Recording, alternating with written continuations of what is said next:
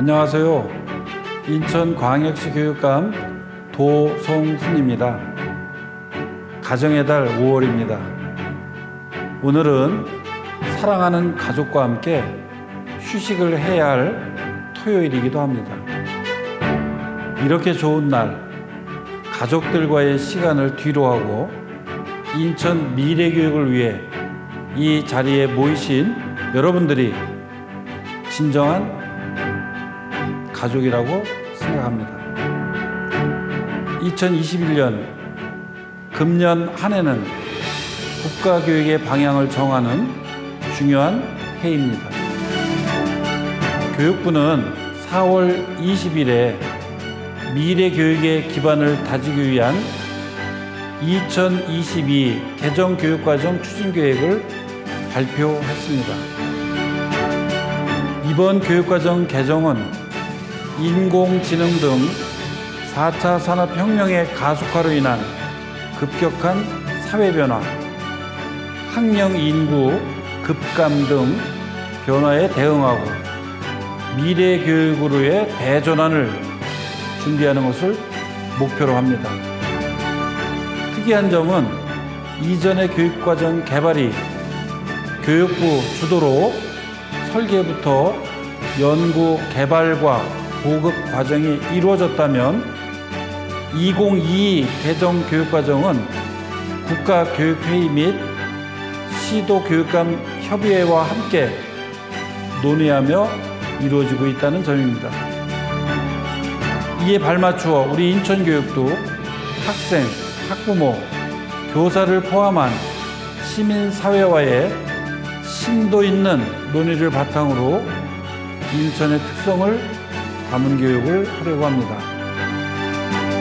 2030 인천 미래교육 컨퍼런스는 이러한 시대적 흐름에 발맞춘 시의적절한 시도입니다. 인천광역시 미래교육위원회는 2020년 한 해 동안 코로나 확산에도 불구하고 설립 목적에 맞게 시민들로부터 교육정책 의제를 공모하고 발굴된 의제를 분과별로 모아 끊임없이 토론하며 교육정책 개발을 해왔습니다.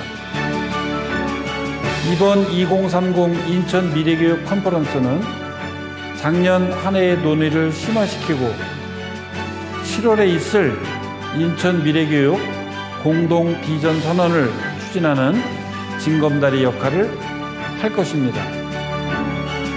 이 과정은 아무도 가보지 않은 길입니다. 교육정책을 민관 거버넌스가 함께 만들어가는 과정은 힘들겠지만 인천교육 가족과 미래교육위원회 여러분들이 함께 한다면 끝까지 할 수 있다고 생각합니다. 감사합니다.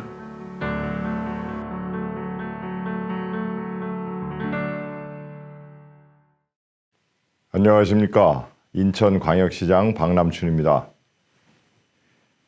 먼저 인천의 미래교육을 위해 뜻깊은 자리를 마련해 주신 도송훈 교육감님과 박영대 미래교육위원회 위원장님, 그리고 소중한 시간을 내어 참석해 주신 미래교육위원회 위원님들과 전문가분들께 감사드립니다. 우리 시와 교육청은 2018년 교육특별시 인천 공동선언을 시작으로 지방자치와 교육자체의 협력관계를 보다 견고히 하기 위한 노력을 함께 기울여 왔습니다. 유치원부터 고등학교까지를 아우르는 전국 최초의 무상급식 지원, 중고등학교 신입생에 대한 무상교복 지원, 지역 거점 국립대학인 인천대학교와의 상호협력 기반 마련 등을 통해 공동의 노력은 실질적인 성과와 결실로 이어지고 있습니다. 이제 한 발 더 나아가야 할 시점입니다. 백년지대계라고 하는 말처럼 교육은 좀 더 멀리 내다보고 미리 설계하는 지혜가 필요하며 이를 위해 준비하고 있는 것이 바로 2030 인천 미래교육 공동비전 선언입니다. 성공적인 2030 인천 미래교육 공동비전의 마련을 위해 오늘의 이 자리는 집단지성의 힘을 보여주는 수기의 장이 될 것이라고 믿습니다. 앞으로도 이러한 과정들을 주춧돌 삼아 시교육청과 함께 인천형 미래교육을 위한 활발하고 적극적인 민관학 협력을 추진하겠습니다. 다시 한번 인천의 미래교육 비전을 구체화할 수 있는 소중한 의견과 제안을 펼쳐주시기 위해 이 자리에 참석해 주신 모든 분들께 감사드립니다. 고맙습니다. 여러분 반갑습니다. 인천광역시의회 의장 신은호입니다. 인천 미래교육 컨퍼런스를 위해 귀한 걸음 해주신 모든 분들께 깊이 감사드립니다. 또한 인천 미래교육이 초석이 될 뜻깊은 자리를 마련해 주신 도성훈 교육감님을 비롯한 관계자 여러분의 노고에도 깊이 감사드립니다. 저는 기본적으로 교육이란 따뜻한 울타리라는 신념을 가지고 있습니다. 우리나라가 식민지와 전쟁의 고통을 거친 다른 나라에 비해 발빠른 성장을 이룬 이유도 저는 우리 교육이 힘이었다고 생각합니다. 그렇다면 우리 교육이야말로 차별이 없어야 할 것입니다. 평등한 기회와 공정한 과정이야말로 정의로운 결과를 낳듯이 우리 교육이 해야 할 역할은 너무나 막중하고 자명합니다. 이번 컨퍼런스의 주제는 미래 교육이지만 제가 한 가지 제안드리고자 하는 것은 현실에서 우리 아이들과 학부모님들이 겪는 교육적 차별과 아픔을 과연 어떻게 극복할 수 있는지, 또 그러한 극복 방안에 대한 다양한 역할을 어떻게 수행할지에 대한 논의도 활발히 이루어졌으면 합니다. 여기 참여하신 모든 분들이 아시다시피 미라는 것도 결국 오늘을 토대로 이루어집니다.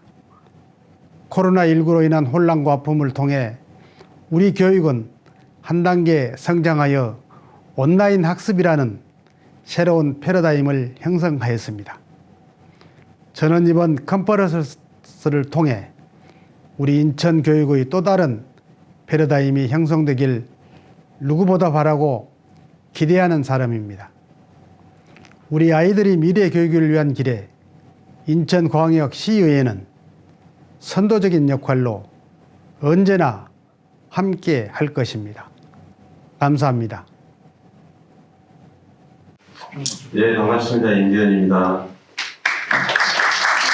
지금 예정이 없는데 이렇게 또 인사할 수 있도록 기회를 주셔서 감사해드리고, 먼저 오늘 우리 미래교육을 위해서 바쁜 일정에 이렇게 참석해 주신 위원님들께 진심으로 감사드립니다. 그리고 또 준비해 주신 우리 박영대 회장님들, 위원장님들께서 관계자 여러분께 감사드리고, 이 코로나 때문에 그동안에 행사를 많이 못했습니다. 이렇게 오늘도 코로나를 무릅쓰고 이렇게 모여주신 여러분들 또 함께하게 돼서 기쁘게 생각하고요. 코로나로 인해서 여러 가지 문화, 사회, 경제, 특히 교육이 많이 바뀌었습니다. 그래서 우리 미래교육에서 앞으로 우리 인천이 어떻게 교육 혁신을 할 것인가에 대한 것을 오늘 좋은 말씀으로 해서 뜻깊은 그런 의견이 많이 나왔으면 좋겠습니다. 오늘 다시 한번 여러분들께 감사드리고, 오늘이 우리 인천 교육의 첫 걸음이 될 수 있도록 많은 기대와 응원을 하겠습니다. 고맙습니다. 네, 감사합니다. 인천광역시 미래교육위원회는 인천 미래교육을 걱정하면서 2019년 11월 조례 제정을 통해 신설된 민관 거버넌스이자 협치기구입니다. 2030년을 목표로 인천 미래교육 비전과 정책 의제를 함께 만들어가고 있는 미래교육위원회는 4개 분과로 나누어 활동하고 있습니다. 오늘도 4개 분과로 나누어서 또 3부 토론을 할 예정인데요. 먼저 첫 번째 주자는 공동위원장님이신 박영대 위원장님께서 미래교육위원회의 2년간의 발걸음과 그리고 그동안의 어떤 평가 이런 것들을 간략히 기조강연을 해주시겠습니다. 박수를 맞아주시기 바랍니다. 오늘 그 기조 발제라고 해야 되겠죠? 뭐 강연이라고 하기에는 좀 짧습니다. 왜 2030 인천 미래교육 공동비전 선언 이렇게 적어봤습니다. 2030이라고 하는 숫자는 2030년을 이야기합니다. 알다시피 그 밀레니엄 그 발전 목표 이후에 2015년부터 전 세계는 2030년에 달성할 것을 목표로 해서 지속 가능 발전 목표를 실천하고 있습니다. 아울러서 지금 국회에 통과 과정을 거치고 있는 국가교육위원회가 이제 곧 설립이 되면 그 법령에 따르면 2030년을 목표년도로 한 국가교육기본계획을 수립할 예정입니다. 그러니까 교육과 관련해서 2030년은 현실적으로 우리가 가늠할 수 있는 목표로 삼아야 할 그 연도를 상징하고 있습니다. 오늘 제 얘기는 키워드 크게 두 가지로 강의 제목에 있는 그대로 두 가지로 진행을 하도록 하겠습니다. 공동비전, 인천 미래교육 이렇게 두 가지 내용을 가지고 진행하도록 하겠습니다. 먼저 공동비전에 대해서 말씀드리도록 하겠습니다. 이 이야기는 미래학자 조엘 바커의 말입니다. 행동이 없는 비전은 꿈에 불과하다. 비전이 없는 행동은 시간 낭비에 불과하다. 행동이 함께하는 비전이라면 세상을 바꿀 수 있다. 이렇게 조엘 바커라고 하는 학자가 이야기를 했는데 저는 이 첫 번째 문장에 동의하기가 좀 어렵습니다. 왜냐하면 제대로 된 비전이라면 행동이 없을 수가 없거든요. 제대로 된 비전은 반드시 행동을 유발하기 때문입니다. 비전은 그 세상을 변화시키는 힘이라고 생각이 듭니다. 비전을 흔히 그 나침반에 비유를 합니다.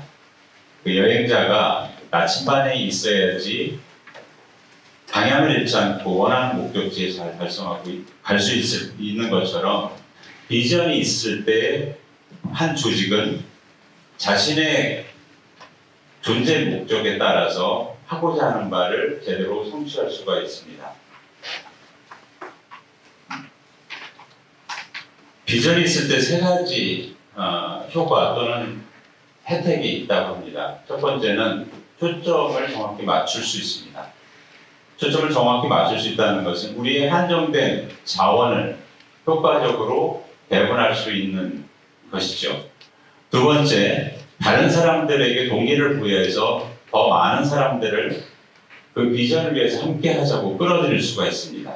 비전이 뚜렷하지 않으면 이것이 불가능하게 되겠죠. 스스로 자기가 무엇을 하고자 하는지도 모르는데 어떻게 남에게 무엇을 하자고 요구할 수 있겠습니까? 두 번째, 동기 부여를 해줍니다. 다시 말해서 어떤 일을 해나가면서 힘들 수도 있고 어려울 수도 있지만 결국 포기하지 않을 수 있는 힘은 뚜렷한 비전이라고 생각이 듭니다. 인천 미래교육도 마찬가지로 이런 비전이 있어야만이 더 많은 사람들을, 더 많은 우리 인천 교육 시민들을 더 끌어들여서 그리고 우리가 가진 자원을 효과적으로 배분해서 우리가 원하는 것을 지치지 않고 포기하지 않고 끝내 이루어낼 수 있다고 생각이 됩니다. 이거 갑자기 물리 시간으로 들어갔을 때 힘의 벡터죠. 그 기억이 나실 겁니다. 그 두 힘의 합력이 가장 높으려면 그 힘의 방향이 똑같을 때 가장 높고 그 방향이 가장 가까울수록 그 합력이 크다라고 하는 아주 그 우리가 옛날에 배웠던 그 간단한 물리학의 그 기초 이론인데요. 이것처럼 비전은 우리가 어떤 일을 할 때 힘을 모아주는 그런 역할을 합니다. 비전을 공유하지 않을 때 비전을 갖고 있는 것만 충분한 것이 아니라 그 비전을 여럿이 같이 공유할 때 우리는 헛심을 쓰지 않고 힘을 모아나갈 수 있습니다. 그래서 더 효과적으로 우리 목표를 달성할 수 있죠. 비전은 공유되어야 합니다. 비전이 있는 것으로만 충분한 것이 아니라 비전이 공유될 때 비전은 비로소 힘을 발휘할 수가 있습니다. 비전에 필요한 것을 상징적으로 나타낸 그림인데요. 이러한 일들이 실제로 우리가 몸담고 있는 조직 안에서 일어나고 있습니다. 뭐 이렇게 극단적이진 않겠지만 우리 그 인천교육의 현장에서 한 3년째 우리가 계속 보고 있는 표현입니다. 삶의 힘이 자라는 우리 인천교육. 도성훈 교육감이 교육감으로 취임하면서 비전으로 우리에게 제시한 내용입니다. 이 비전은 공유된 공유 비전일까요? 우리 공동의 비전일까요? 저는 공유 과정에 있는 비전이라고 생각이 듭니다. 도성훈 교육감이 이렇게 우리 인천 교육의 비전을 이런 비전을 갖추고 가자라고 이제 제안하신 거죠. 아시는 것처럼 삶의 힘은 우리 미래 역량을 이야기를 하고 잘하는 이라고 하는 표현은 요즘 주로 합의가 되어지는 학습자 주도의 배움이라고 하는 것이 강조되어진 표현입니다. 우리 인천 교육은 지역성과 공동체성을 강조하고 있는 그런 비전이라고 볼 수가 있겠습니다. 앞서 그 사회자도 잠깐 말씀하셨지만 인천광역시 미래교육위원회는 민간 협치기구입니다. 2019년도 11월에 출범을 했고요. 두 가지 목적을 가지고 있습니다. 하나는 인천 미래교육 의제 발굴과 정책 수립이고 하나는 인천 교육 정책 평가와 개선 방향을 마련하는 것이 저희 그 미래교육위원회의 목적입니다. 기능이고요. 자, 이런 기능은 왜 필요할까요? 무엇이 있어야 가능할까요?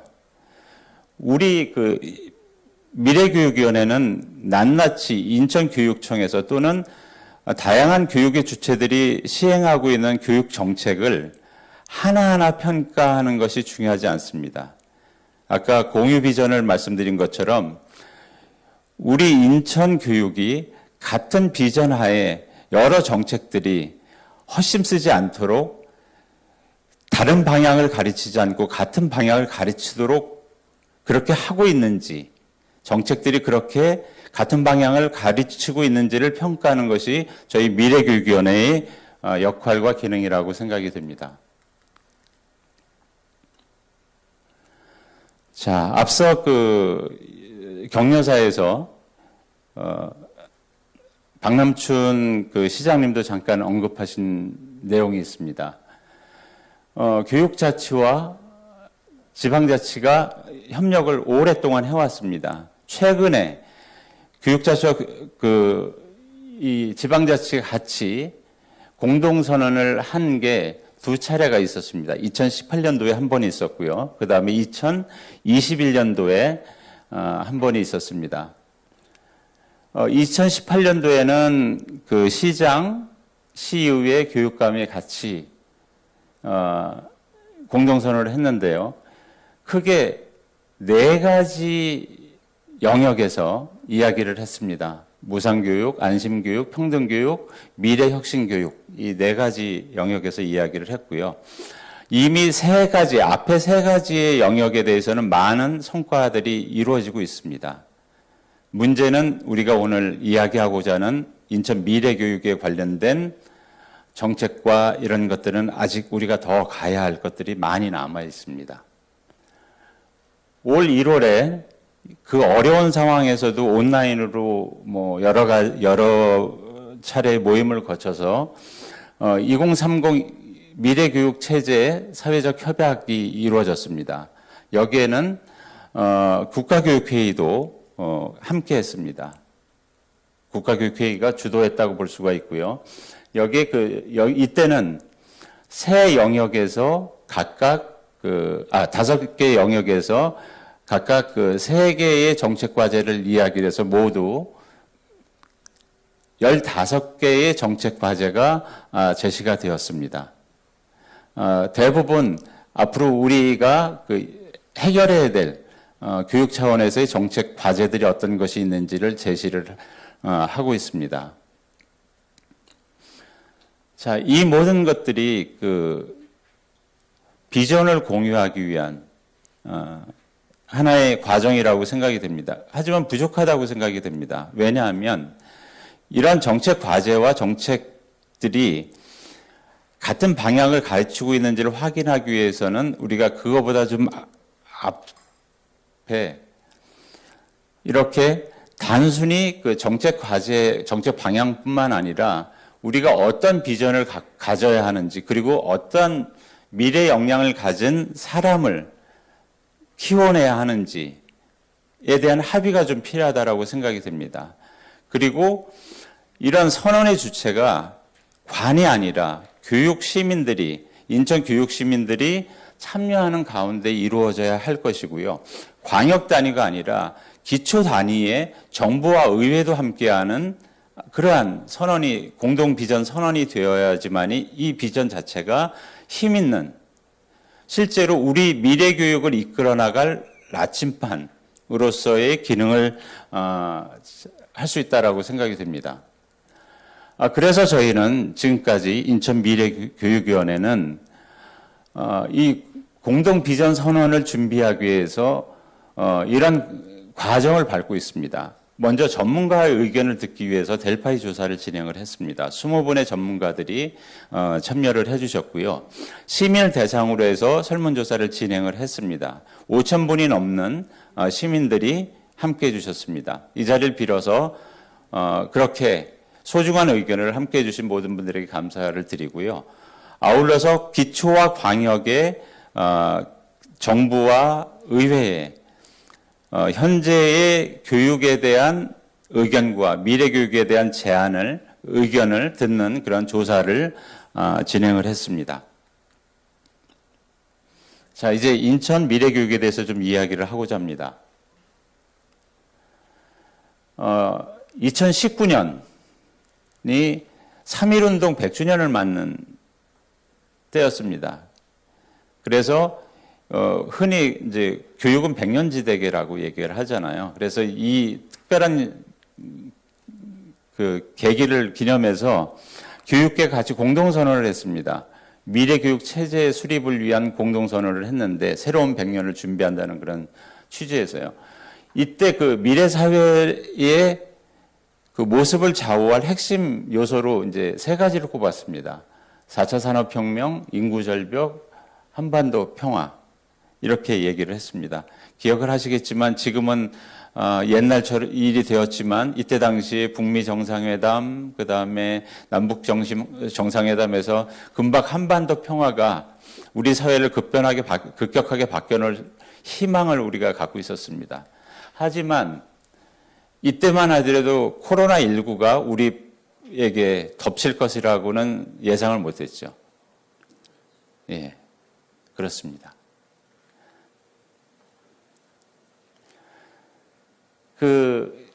우리가 겪는 문제를 크게 2가지로 나눌 수 있다라고 어댑티브 리더십이라고 하는 책은 이야기를 하고 있습니다. 하나는 변화 적응적 문제와 하나는 기술적 문제인데요. 기술적 문제라고 하는 것은 지금까지 우리가 해왔던 것들을 잘 개선해서 하면 해결할 수 있는 문제입니다. 하지만 변화 적응적 문제는 그 변화의 폭이 워낙 커서 새로운 것이어서 지금까지 우리가 해왔던 방법으로는 도저히 해결할 수 없는 문제들, 이런 것을 변화 적응적 문제라고 이야기를 하는데, 우리가 지금 코로나19 이후에 맞닥뜨리고 있는 여러 가지 문제들은 결코 기술적 문제가 아니라 변화 적응적 문제라고 생각이 됩니다. 자, 지방자치 시대의 교육협력의 역사는 꽤 깁니다. 2003년부터 시작이 됐습니다. 그러니까 거의 20년 된 교육협력 맛집이죠. 요즘은 이제 맛집이라는 표현도 많이 하는데, 2003년에 연수구가 처음으로 교육혁신지구로 지정이 됐습니다. 그 이후에 보시는 바와 같이 여러 구들이 순차적으로 교육혁신지구로 지정이 되면서 일반자치와 교육자치가 협력하는 그러한 사업들이 활발하게 또 발전적으로 이루어지고 있습니다. 평생학습도시라고 하는 것도 보시면 아시는 것처럼 교육혁신지구와 같은 맥락에서 쭉 이루어져 왔습니다. 아직 그럼에도 불구하고 교육혁신지구도 평생학습도시 지정도 안 돼 있는 그런 기초단체도 있습니다. 최근에는 교육혁신지구의 업그레이드된 형태라고 하는 미래교육지구가 새롭게 지정되어 가고 있고 2011년도에 인천에선 최초로 계양구가 미래교육지구로 지정이 되어 있습니다. 앞서 설명드린 것처럼 시민들을 대상으로 해서 의식 설문조사를 했습니다. 교육자치와 일반자치 협력이 어느 정도나 잘 이루어지고 있다고 생각하느냐, 어느 정도나 다 중요하다고 생각을 하느냐라고 물어봤습니다. 물어봤더니 잘 이루어지고 있다라고 하는 이 긍정적인 대답을 하신 분이 32.1%입니다.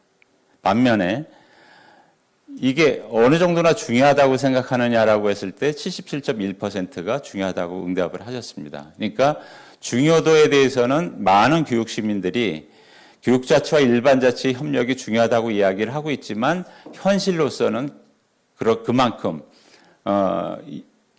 이루어지지 않고 있다라고 이제 판단을 하고 있는 것이죠. 그래서 다른 질문을 해봤습니다.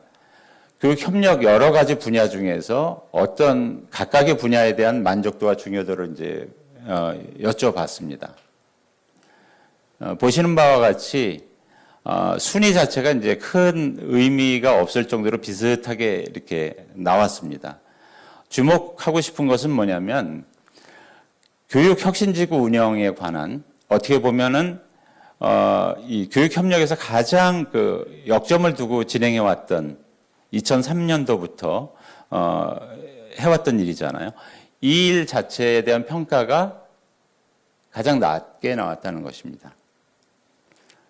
28.6%의 만족도를 보였고요. 그 다음에 반면에 중요도에 대한 이야기도 그렇게 다른 거에 비해서 이렇게 높게 나오지 않았습니다. 그래서 좀 궁금해졌습니다. 만족도가 신분별로 어떻게 다를까 좀 들여다보니까 학부모의 만족도가 가장 많이 떨어지는 것으로 나타났습니다. 예.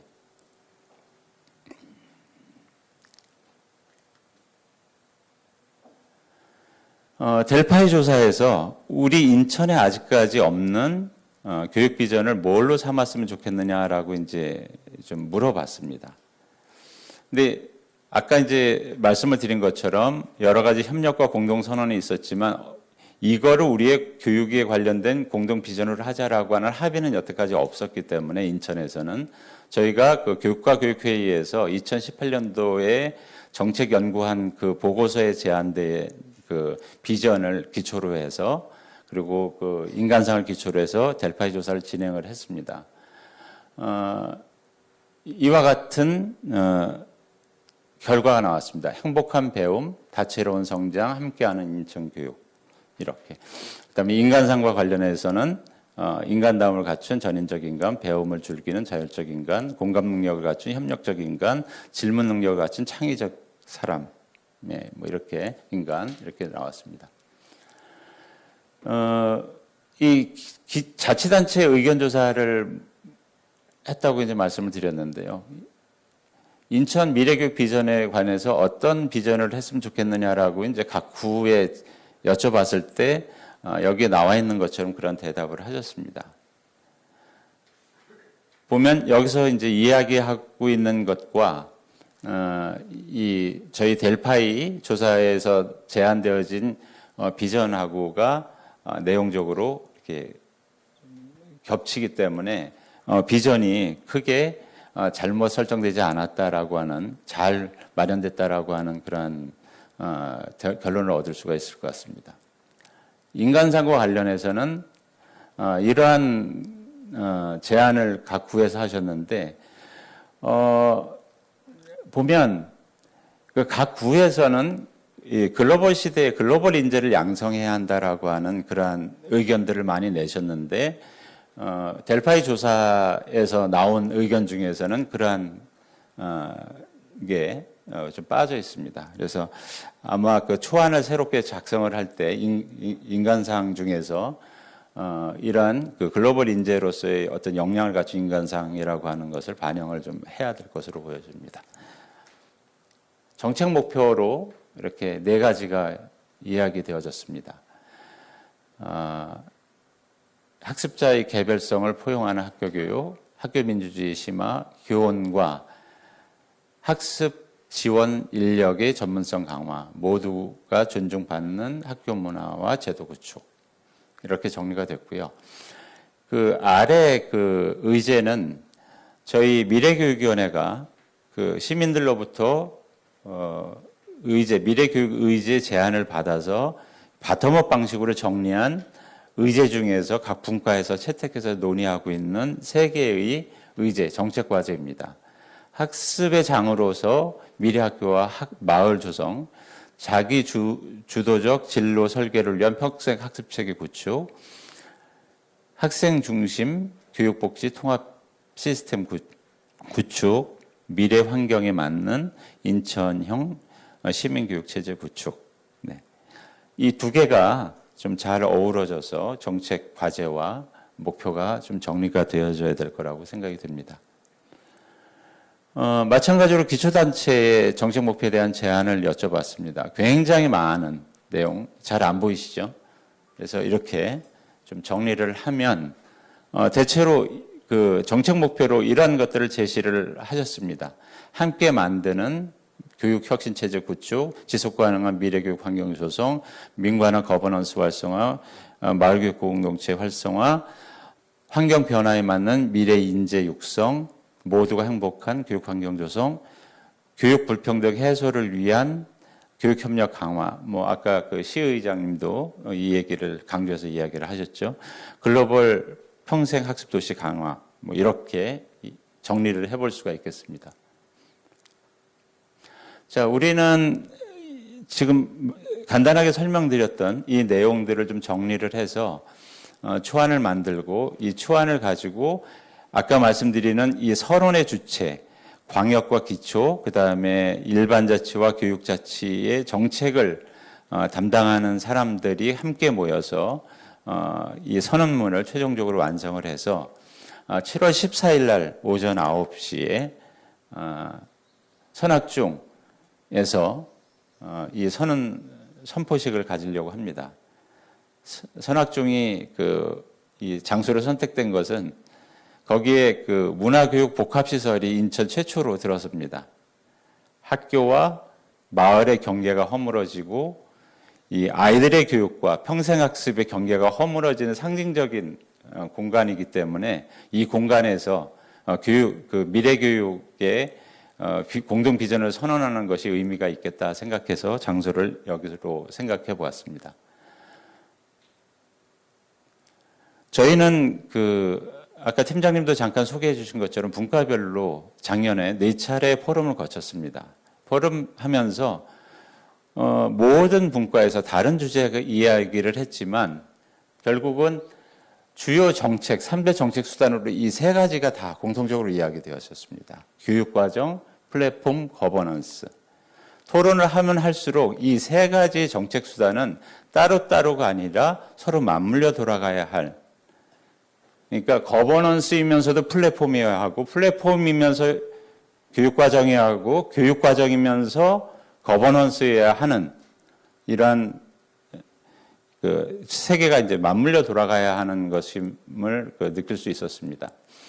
그래서 원래 이 컨퍼런스에서도 이 3개 주제를 각각의 세션 주제로 잡으려고 했었으나 여러 가지 사정상 거버넌스와 관련된 주제는 세션 주제로 삼지를 못했습니다.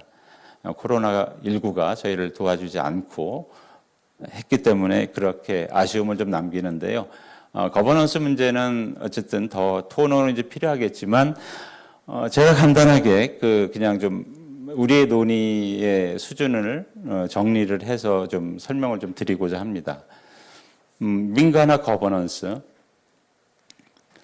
저희는 거기에 주목합니다. 뭐냐면 민간 거버넌스의 이야기를 한 지가 10년이 훨씬 넘은 세월이 지났습니다. 하지만 이 민간 거버넌스를 가능케 하는 그러한 법령이 없습니다. 저희 인천 미래교육위원회도 이 법령이 없어서 그 위상 자체는 형식적인 위상 자체는 자문기구입니다. 민간 거버넌스를 어떻게 설치해야 한다라고 하는 중앙 정부의 법률이 없어요. 예. 이런 것들이 만들어져야 하고 이런 것에 기초해서 각 광역과 기초 단위의 조례가 만들어져야지만이 각 거버넌스가 어떠한 권한과 역할을 가지고 활동을 할 수 있는지가 좀 더 명확해진다라고 생각이 듭니다. 아직 그런 것이 명확하지 않아서 권한이 임파워먼트가 제대로 이루어지지 않고 있다라고 생각을 합니다. 거버넌스이긴 하지만 관이 여전히 주도하는 그러한 불균형이 계속되고 있다라고 생각이 됩니다. 또 하나 민간 거버넌스를 하면서 느낄 수 있는 것은 뭐냐면 관은 오랜 역사를 통해서 재정도 있고 다 마련이 되어 있습니다. 인력도 있고 연구 능력도 있고 민간에서도 이런 것들이 좀 필요하다고 생각이 됩니다. 이런 것이 확보가 되어질 때 실질적인 민간 거버넌스가 가능하다고 생각이 됩니다. 오늘 이야기도 저는 항상 미래교육위원회에서 이런 이야기를 할 때마다 우리 마하트마 간디의 이야기로 마무리 짓는데요. 이야기로 마무리 짓도록 하겠습니다. 미래는 현재 우리가 무엇을 하는가에 달려 있다. 저는 이 자리에 컨퍼런스에서 우리가 수기하는 과정 자체가 좀 더 나은, 뚜렷한, 명확한 2030 인천 미래교육의 공동 비전을 만드는데 밑거름이 될 거라고 생각이 됩니다. 그리고 그렇게 공동 비전 선언이 만들어질 때 우리 인천 미래교육은 그만큼 더 밝고 명확해질 거라고 생각이 됩니다. 감사합니다.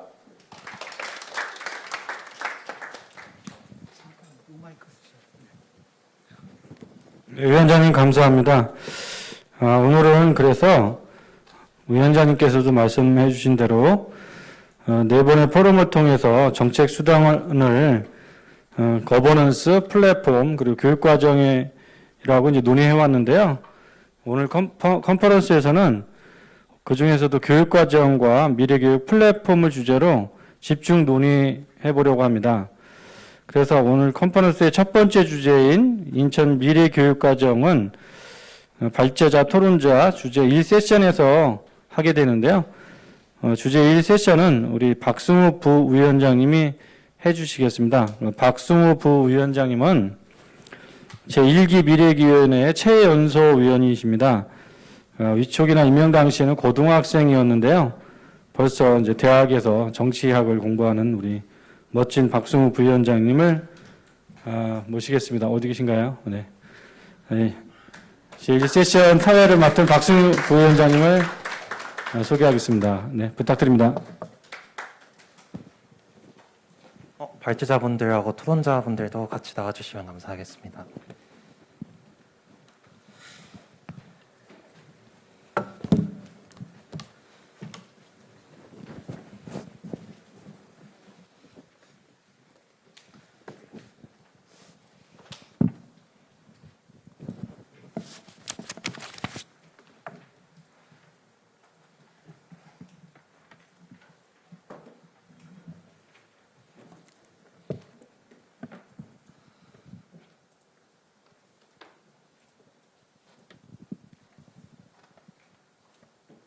네, 시작하도록 하겠습니다. 안녕하세요. 인천광역시 미래교육위원회와 인천광역시 교육청이 공동으로 주최하는 2030 인천 미래교육 컨퍼런스 첫 번째 세션을 시작하겠습니다. 저는 오늘 첫 번째 사회를 맡은 인천광역시 미래교육위원회 부위원장 박승호라고 합니다. 첫 번째 세션 주제는 인천광역시 미래교육과정입니다. 세상은 급격하게 변화하고 있습니다. 특히 코로나19로 인해 미래는 우리 곁으로 더 빠르게 다가왔습니다. 어쩌면 우리가 겪고 있는 이 시기는 그 누구도 겪어보지 못한 급변기라고 생각됩니다. 교육도 느리지만 천천히 미래에 맞춰 변화하고 있습니다. 자유학기제, 자유학년제가 시행되고 있고 2025년이면 2022 교육과정과 고교 학점제가 도입됩니다. 중앙 중심이 아닌 지역 중심의 교육으로 변화하고 있습니다. 지금 이 시기가 과거를 되돌아보고 인천 미래교육과정에 대해 이야기를 해야 할 적기라고 생각됩니다. 교육부는 2022 교육과정을 개발하는 과정에서 국민 의견 수렴을 중요한 과제로 생각하고 진행하고 있습니다. 인천에 맞는 미래교육과정을 개발하기 위해서도 시민과의 수기를 하는 과정을 거쳐야 할 것입니다. 오늘 이 자리가 인천의 특색이 두드러진 인천의 지역 자원이 충분히 활용된 인천 미래교육과정의 출발점이 될 것입니다. 코로나19 상황이 아니었다면 시민분들과 함께 소통하며 만들어가는 컨퍼런스가 될 수 있었을 것 같지만 코로나19 확산 방지를 위해 최소 인원만 참석하여 녹화를 진행하고 있습니다. 시민분들의 양해 부탁드립니다. 현장 참석자분들께서는 사전에 알려드린 카카오톡 오픈 채팅방을 통해 의견 제시나 질문이 가능하십니다. 질문의 경우에는 누구에게 질문하는지 분명히 작성해 주시고 의견일 경우에는 요지를 간단히 밝혀주시기 바랍니다. 본격적으로 시작하기에 앞서 먼저 첫 번째 주제 발제자와 토론자를 간단하게 소개해 드리겠습니다. 발제자는 신은희 충청북도 교육연구정보원 교육정책연구소 교육연구사이십니다.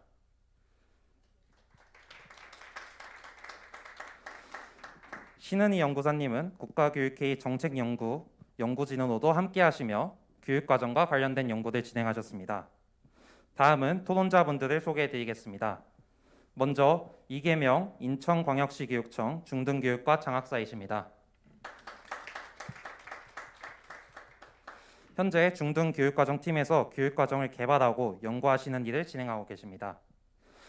다음으로는 김종찬 동인천고등학교 교사이십니다.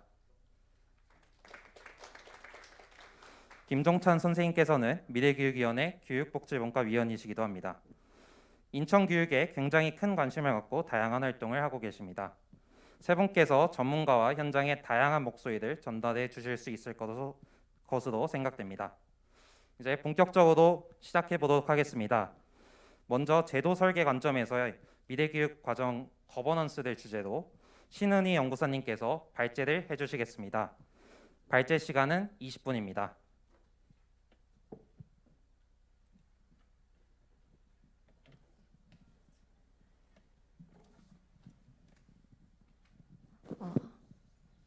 예, 안녕하십니까. 다시 인사드리겠습니다. 저는 충북에서 왔고요. 신은이라고 합니다. 반갑습니다. 예, 제가 보기에 편하도록 앉아서 발표를 하도록 하겠습니다. 예, 제가 오늘 이제 소개는 충북이지만 제가 이제 대학도 여기에서 다녔고 제가 이제 첫 학교는 청천에서 시작을 했는데요.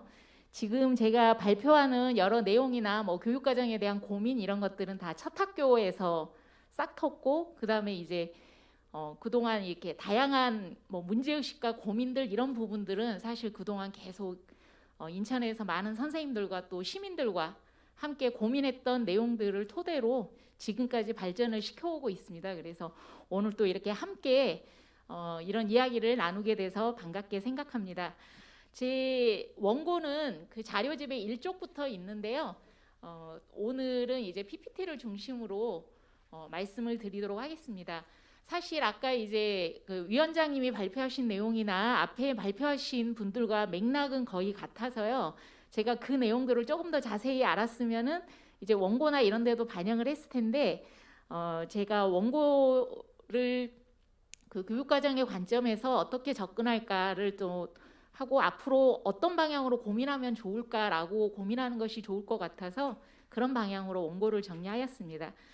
일반적으로 이제 우리가 교육과정 뭐 미래 이런 이야기들 많이 이야기합니다. 그래서 특히 이제 오늘 많은 이슈가 되는 미래라는 부분은 저보다 더 많이 고민을 하셨을 것 같습니다. 근데 이제 저희가 그동안 이 부분을 교육과정에 담아낸다고 할 때 사실 그동안 쭉 저희가 미래가 얼마 안 된 것 같지만 4차 교육과정부터 계속 미래가 나오고 있고요. 그 다음에 이제 2015 개정교육과정이 역사교과서 국정화 때문에 사실 전 국민이 관심을 가졌는데 그때도 이슈는 미래였습니다. 그래서 그때 초등학교에서도 4차 산업혁명이 어떻게 몰려오는가를 막 학교에서 이야기했는데 우리에게 미래는 늘 약간 공포스러운, 그래서 그걸 준비하지 않으면 안 되는 너무나 그런 좀 두려운 부분으로 많이 이야기되는데요. 최근에 이런 부분들이 개인이 만날 때는 두렵지만 함께 하면은 이걸 어떻게 준비할까 이런 관점으로 가는 것 같아서 굉장히 반갑게 생각합니다. 그런데 오랫동안 우리가 미래를 준비하면서 늘 제가 이제 그 PPT에서 보시면은 늘 교육과정에 이제 우리가 국가의 설계도다. 특히 이거는 우리가 경제개발 5개년 계획을 하는 것처럼 사실 계속 만들어 왔거든요. 그러다 보니 국가의 어떤 설계도다.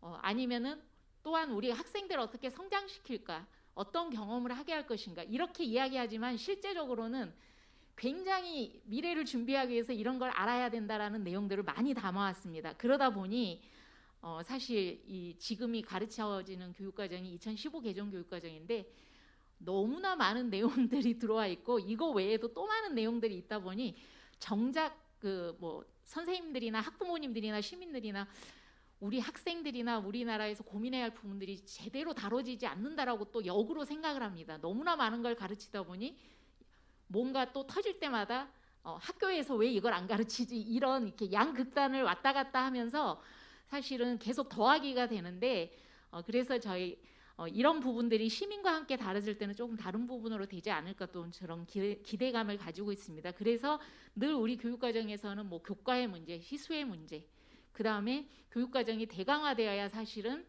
학생들의 삶의 교육을 할 수 있다. 학생들의 성장 발달을 도울 수 있다. 이런 부분들이라는 것들을 저희가 함께 좀 공유를 해보고요.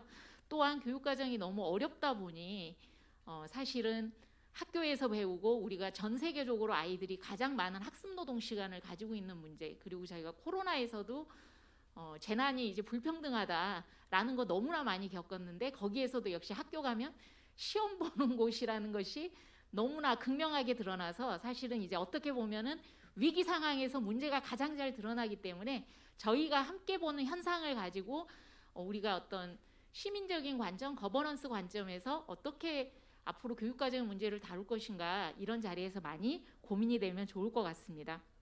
그래서 사실 교육과정에서는 우리가 더하기 무엇을 더 가르칠까의 문제보다는 무엇을 뺄 것인가 문제가 사실 10여 년 넘게 계속 고민되고 있는 상황입니다.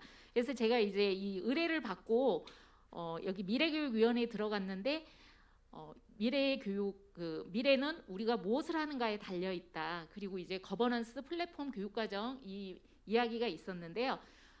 이 부분이 이제 시민 거버넌스 이야기가 이야기된 것이 사실 이제 한 30년 되는 것 같습니다. 제가 동암에서 그때 지방자치 선거 맨 처음 투표를 하면서 그때 당시에 대체 이게 누구를 뽑아야 되지? 뽑으면 뭐가 달라지지? 혼란스러웠던 기억이 이 원고를 쓰면서 생각이 났습니다.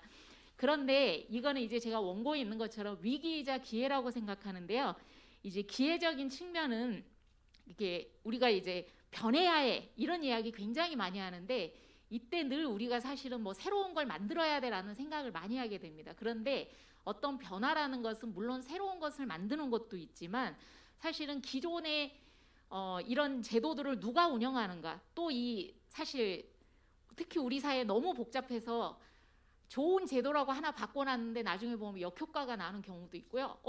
이거는 이제 딱히 그런 생각을 가지고 한 건 아니었는데 또 의외의 효과가 나는 것도 있고요.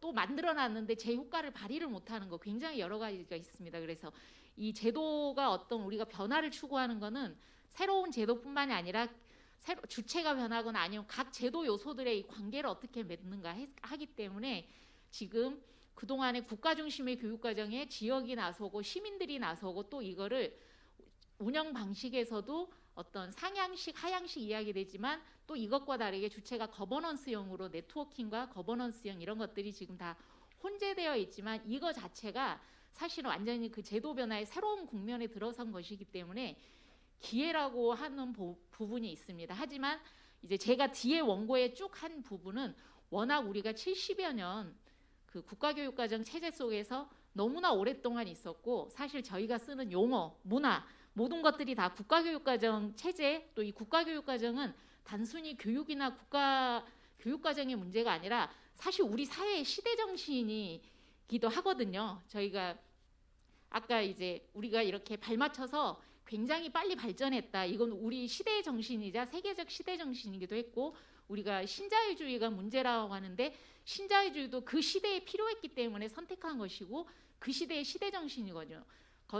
그런데 이제는 우리가 어떤 시대 정신을 가져갈 것인가라고 했을 때 결국 우리 현재 그동안 교육과정이 걸어왔던 길들을 잘 살펴보는 것이 앞으로 가는 길에 우리가 오류를 줄이고 어떤 새로운 것을 모색하는 데 도움이 될 것이라 생각했고요.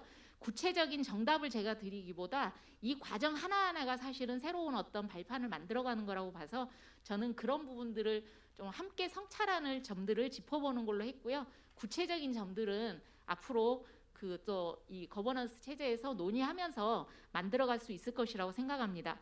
먼저 우리 교육과정은 이 그 국가교육과정의 체제를 보면은 연구개발 좀 보급 형식 아까 교육감님도 말씀하셨는데요. 어떤 전문가들이 우리가 특히 개발도상국에서 선진국을 쫓아가기 위해서 그 선진국의 이론가들이 만들어 놓은 어떤 내용들을 갖다가 그대로 세트해서 그대로 시행만 하면 쫓아가는 유형이라고 합니다. 그래서 우리나라가 사실은 굉장히 고속 발전을 했지요. 압축적이고 이거는 교육과정만이 아니라 우리의 지금 모든 정책이 그렇고요. 그걸 뒷받침해 주는 것이 각 학회에 저명한 그 전문가들이 딱 그 주제에 대해서 연구를 해서 그거대로 실천을 하는 거예요. 그래서 저희가 하는 모든 일들은 사실은 그 기반 위에서 이루어지고 있거든요. 이건 교육과정만이 아니라 우리 사회의 모든 정책이 그 R&D 기반이라고 하는 게 사실 우리 현재 지금 돌아가는 정책입니다. 그래서 여기에서 이제 그런 것들을 채택하고 있는데 그때 교육과정을 만드는 방식은 타일러의 공학적 모양인데요. 이거는 우리의 흔히 이제 그 모던 타임즈나 이런 찰리 채플린 영화에서 보았던 그런 그 좀 테일러주의의 한 형태입니다. 그래서 목표를 정하고 그 목표를 달성하기 편한 그 적합한 효율적인 교육 경험, 우리가 수업이라든지 교육 내용이라든지 그다음에 이것을 운영을 하고 나서 잘 됐는지 목표에 맞춰서 피드백하는 과정, 이것들이 우리가 굉장히 일사불란하게 잘 이루어졌기 때문에 오늘날의 성장을 이루었습니다. 하지만 이거는 또한 그 목표를 강조하다 보니 효율성이 강조되고요. 가치 중립적이라고 이야기합니다. 하지만 그 가치 중립적이라는 게 사실은 국가주의나 여기에 따라오기 편한 사람들, 그렇지 못한, 그래서 우리가 이제 기울어진 운동장의 문제점들 이야기했는데요. 이제는 이런 부분들을 바꿔야 한다라는 이야기가 계속되고 있고 제가 옆에 있는 모형은 이제 수기 이야기가 많이 되는데 여기서는 최고의 좋은 것을 만드는 것들이 아니라 서로 합의하는 과정에서 굉장히 복잡하고 정치적인 과정이지만 그 시기에 가장 최선의 대안을 찾는다라고 이야기합니다. 그래서 나는 가치 중립적이야를 이야기하는 것이 아니라 나는 이런 생각을 가지고 있어. 나는 이렇게 생각하고 있어라는 각자의 생각들을 각자 꺼내놓고 그 안에서 계속 치열하게 논쟁하면서 그 합의의 지점으로 올려나가는 방식입니다. 이것이 이제 다른 나라에서는 많이 이야기되는데 우리는 이제 이런 경험들을 하나하나 지금 해나가고 있는 과정이라고 봅니다. 그래서 이런 우리가 교육과정 개발 모형을 가지고 있어서요. 사실은 교육과정을 이야기할 때 앞에 말씀드린 것처럼 뭘 가르칠까를 중심으로 이야기하는데 그것보다는 무엇을 가르치는 것과 함께 같이 저기가 가야 될 것이 누가 만드는가 그리고 얼마만큼의 권한을 가지고 있는가도 굉장히 중요한데 우리는 내용만 중요하게 보고 사실 권한은 많이 좀 빠져 있었습니다. 그래서 예를 들면 지금 아까 이제 거버넌스가 법적인 주체가 없는데 우리가 법치국가이기 때문에 뒷받침해주는 법률이 있어야 되거든요. 또 지역에서는 조례가 있어야 되고 근데 공식적으로 우리는 국가교육과정이 100이고요. 사실 지역도 교육감님도 권한이 없습니다. 이 국가교육과정의 맨 귀퉁이에 시도교육청의 지원사항만 교육과정에서는 법적으로 있는데 우리가 지방교육자치법에서는 교육감이 그 문예와 그 학예와 이런 것들을 하게 되어 있는데 그 뒷받침해주는 여타의 법률이 하나도 없습니다. 우리가 뭐 자치를 이야기할 때도 뭐 교육은 어떤 법률에 의해서 운영한다 딱 그 한 조항만 있고 나머지가 하나도 없다 보니 때로는 학교장의 전행이 뭐 뒷받침되는 법률이기도 합니다. 그래서 우리가 법치국가이기 때문에 거기에 있는 것들이 뒷받침해주는 여러 것들이 있어야 되는데 그러지 못한 상황이다 라는 부분이 있고요.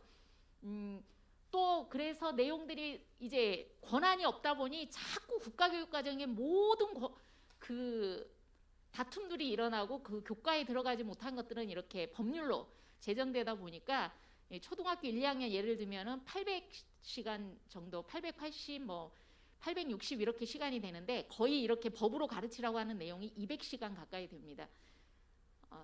간단한 예시를 들면 작년 코로나 때 가장 많이 등교한 학교도 이거를 가르칠 수가 없는 그런 상황입니다. 그래서 우리 교육과정이 지금 너무나 많은 것들에 지금 학교가 휩싸여 있고 우리 학생들이 어떻게 성장할 것인가에 대한 부분은 뒤처져 있는 부분이 많다라는 것이고요. 이제 이런 부분들은 우리나라는 국가교육과정 체제여서 사실 학교의 모든 것들을 결정하고요. 다른 나라는 지역교육과정, 학교교육과정이라는 개념으로 가고 있습니다. 이러다 보니 나타난 문제가 아까 학생이 소외된다는 것은 이제 교사가 소외되는 거고 사실 그 학생이 살고 있는 삶의 터전이 소외된다는 것이거든요. 그래서 제주도에 가서 배우는 지리 내용도 비슷하고요. 인천에서 배우는 지리 내용도 비슷하고요. 제가 충북에 갔더니 거기는 분지 지형인데 굉장히 많은 지식을 알고 있지만 정작 자기가 살고 있는 지역의 특징을 잘 몰라요. 그리고 인천도 식민지 시대를 거치면서 이 구가 굉장히 이상하게 나뉘어 있잖아요. 우리가 일제 잔재 청산하는데 사실은 이런 부분들이 아직도 해결되지 않고 있는데 그래서 아까 제가 말씀드린 것처럼 우리가 교육의 문제가 여러 부분으로 함께 있기 때문에 이런 부분들을 직시하고 어디서부터 해결해 나갈 것인가 라는 점이 당장 교육과정에 내용을 넣지 않더라도 그 교육과정이 실현되는 기반들이 많이 변화가 되게 됩니다. 그래서 이런 문제를 해결하기 위해서 지금 뭐 국가교육회의에서 2019년에 좀 교육 비전을 만들고 했던 과정들이 있었는데 제가 앞에 말씀이 나와서 많이 좀 생략을 하고요. 이 부분도 이제 현장과 그동안 분리되었던 교육과정이 많이 이제는 조금 많이 해결되어 가고 있다. 그러니까 노력은 하고 있다. 하지만 정책 과제는 여전히 관행이나 이런 것들은 비슷하다라는 부분이고요. 그랬을 때 그러면 이제 교육과정 쪽에 으로 들어갔을 때 교육과정이라 무엇일까 저희가 조금 하나만 이 자리에서 공유하자면 교육 내용만이 아니라 교육을 가르치는 방식. 사실 혁신학교에서 했던 부분은 내용적인 부분보다는 그동안 교육 방법이나 운영 방식을 뭐 집중이수제라든지 블럭 타임이라든지 아니면 학생들이 함께 만드는 어떤 것들을 통해서 가는 이런 교육 방법, 운영 방법에서 굉장히 많은 효능감을 가져왔고요. 지금 뭐 자유학기제나 뭐 고교학점제 이런 것도 사실 운영 방식입니다. 우리가 7차 교육과정부터 운영 방법이 중심으로 이루어졌는데 여전히 우리의 생각은 교육 내용으로 생각하는 게 사실 굉장히 강해요. 그러다 보니 우리가 교육과정을 고민한다 그럴 때 자꾸 뭘 가르치지? 로 접근하는데 우리는 어떤 운영 방법을 어떻게 할까 또 할 수 있고요. 또한 학교 문화 관점에서도 볼 수 있습니다. 그래서 그 옆에 보면은 제가 이제 핀란드 같은 경우는 이런 학교 문화가 우리가 이제 혁신학교 보면은 가르치는 내용과 뭐 문화 형성이 굉장히 중요하게 되고 있는데 이 학교 문화가 비민주적이면 절대 창의적인 교육과정이 운영될 수가 없거든요.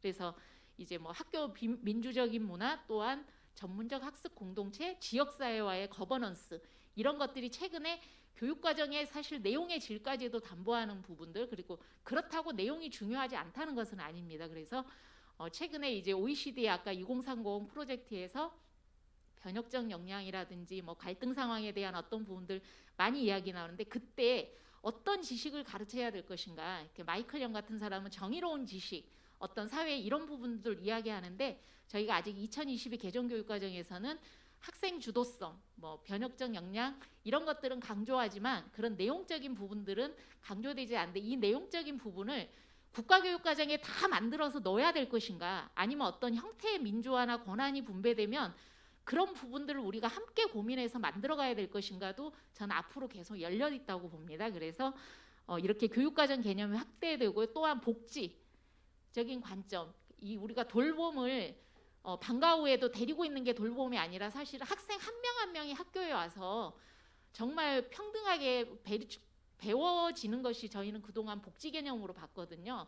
이 코로나 때 그 정말 이 돌봄의 개념이 어떤 것인가가 가장 잘 나왔습니다. 그래서 이렇게 확대되고 있어서 우리가 거버넌스 관점에서는 어떤 부분을 중심으로 갈 것인가 함께 좀 합의해가는 과정이 필요한 것 같고요.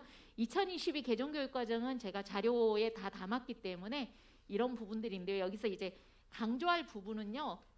아까 이제 저희가 거버넌스 이야기를 많이 했는데 우리가 미래교육 이야기할 때 사실 지역에서 더 많이 고민이 됐거든요. 우리가 생태계라든지 지역의 이야기 그랬을 때 이번 2022 개정교육과정에서는 코로나로 달라진 환경에 대한 어떤 유연성 이런 것도 있지만 우리가 분권화 사실 국가교육과정 이야기할 때는 지역교육청은 전혀 껴주지도 않았는데 이제 최근에 지역교육청이 들어가고 또 이제 인천의 이런 거버넌스형이 지금 국가교육회의에서도 거버넌스형으로 가고 있기 때문에 많은 좀 시사점이 있을 수 있겠습니다. 그래서 이런 부분들을 같이 볼 수 있겠고요. 뭐 이렇게 봤을 때 이제 제가 원고에는 자세히 썼는데요. 그러면은 이런 교육과정 개념이나 예를 우리 거버넌스라든지 이런 것들이 어떻게 갈까 했을 때 저희가 이제 제가 그 혁신학교 한 10여 년 학교 지난 학교들을 제가 신제도주의라는 그 제도적인 어떤 이론으로 한번 살펴봤을 때 그 학교들에서는 교육과정 개념을 학생 성장을 위해서 이루어지는 모든 교육활동으로 보았습니다. 그러니까 학교가 총체적으로 변화됐죠. 그러기 위해서 어떤 교육청의 공문받기 좋은 그 구조가 아니라 학교 교육과정에 맞춰서 좀 운영 형태를 달리해보고 공간도 달리하고 시간도 달리하고 또 지역사회와 협력으로 점점 뻗어나가고 이렇게 변화되다 보니 선생님들이 수업을 하는 형태가 교과서가 아니라 학생의 성장을 보게 되고 교육과정과 또 교육과정에 한정되지 않고 정말 필요한 내용들을 담아가서 학생들에게 필요한 내용들을 담아가고 교과도 새로 만들고 이렇게 굉장히 총체적인 변화로 교육과정 실행이 변화해서 결국은 기존의 어떤 행정적 관점, 집침만 기다리는 것이 아니라 우리의 학생 성장 발달을 중심으로 교육과정이 운영되는 좀 변화를 이뤄냈습니다. 저는 이제 우리 어떤 거버넌스 관점에서 교육과정이 접근하는 것도 그런 시사점 속에서 어느 부분에 먼저 접근할 것인가 가장 강점을 가진 것부터 할 수도 있고요. 가장 약점을 가진 것부터 할 수 있고요. 그런 것들이 어느 정도 체계가 되면 또 이게 고정된 형태가 아니라 계속 발전해가는 형태라고 봅니다. 이게 혁신학교만이 아니라 일반 학교에서도 이제 교육과정 교과서 수업이 아니라 최근에는 학교 교육과정이 굉장히 많이 변화되고 있고 다양한 교육활동과 수업으로 변화되고 있고요. 나머지 뒤의 내용들은 이제 교육과정이 재구성 차원을 떠나서 개발 단계로 가고 있다라는 부분을 말씀드리고요. 여기에 이제 지역교육과정이 사실은 권한이 없고 일일이 문서 검증하는 우리의 관료주의가 남아 있었는데 최근에는 권한을 주는 방식이고 학교가 자유롭게 어떤 좀 설계를 할 수 있는 그런 좀 울타리 기능을 좀 하려고 노력을 하고 있다라고 말씀을 드릴 수 있겠습니다. 그래서 교과도 국가에서 가르쳐주는 교과가 아니라 이렇게 뭐 민주시민이 2010년도에 경기도교육청에서 해서 지금 많이 가르쳐지고 있고요. 저희 충북 같은 경우는 초록학교라고 해서 어떤 지역의 환경 문제, 저희가 분지 지형이다 보니 미세먼지나 여러 가지 환경, 어떤 지속 가능성 관점에서 저희가 초록학교를 정책 사업을 많이 했는데 이것이 사실은 또한 정책 사업이 실제 학교에서 구현되는 방식에서 지역의 교과로서 자리 잡을 수 있는 이런 부분들이 될 수 있겠습니다. 그리고 또한 이제 인천에서 큰 두 가지 전 세계적인 이슈가 있었는데 2015년에 이 모두를 위한 교육 이 포럼이 세계교육 포럼이 있었고요. 얼마 전에 이제 제가 한 달 지었네요. 그 ICPP 저 우리가 1.5도시 뭐 보고서라고도 하죠. 환경총회 빨리 기온이 더 이상 올라가는 것을 막아야 된다. 사실 굉장히 세계적 의제들이 인천에서 다뤄졌는데요. 그런 부분들이 그냥 한번 흘러가는 내용이 아니라 사실은 앞으로의 교육과정을 변화시켜내는 큰 중요한 부분이거든요. 그래서 이런 부분들이 더 이상 국가에서 내려오길 기다리는 것들이 아니라 지역과 학교에서 먼저 하고 국가와 함께 공유된 결정을 가야 한다라는 부분인데요. 남은 과제는 우리가 삶과 삶을 중요하게 본다고 하고 우리 교육과정은 사실은 민주시민을 기른다고 하는데 저희가 이제 이 자리에서 생각해 볼 때 우리가 삶과 삶을 일치시킨다, 연계한다, 뭐 삶이 중심이 된다고 할 때 우리의 삶이 얼마나 사실 쉽지 않잖아요. 그랬을 때 이 학생들이 학교가 사실은 학생들을 보호하는 측면도 있거든요. 또 지역사회가 학생들을 안전하게 품어준다. 아까 이런 말씀들 할 때 여전히 우리 사회는 승자독식과 특히 자영업이 노동계층보다 지금 더 사회적 그 층위가 떨어진 이런 상황이고 제가 이제 핀란드의 예를 들었는데 협동적인 관점에서 경제적인 어떤 경험을 한 경우와 사회문화적 경험을 한 경우와 그런 것들이 너무나 좀 승자독식인 경험에서 우리가 지역사회와 협력할 때 학생들이 어떤 경험을 할 것인가 그랬을 때 우리가 학교에서 해야 될 역할과 지역에서 해야 될 역할과 협력할 역할들이 함께 계속 변화되어야 할 지점이 있다. 이런 것들을 성찰하자는 부분들을 제가 뒤에 좀 말씀을 드렸고요.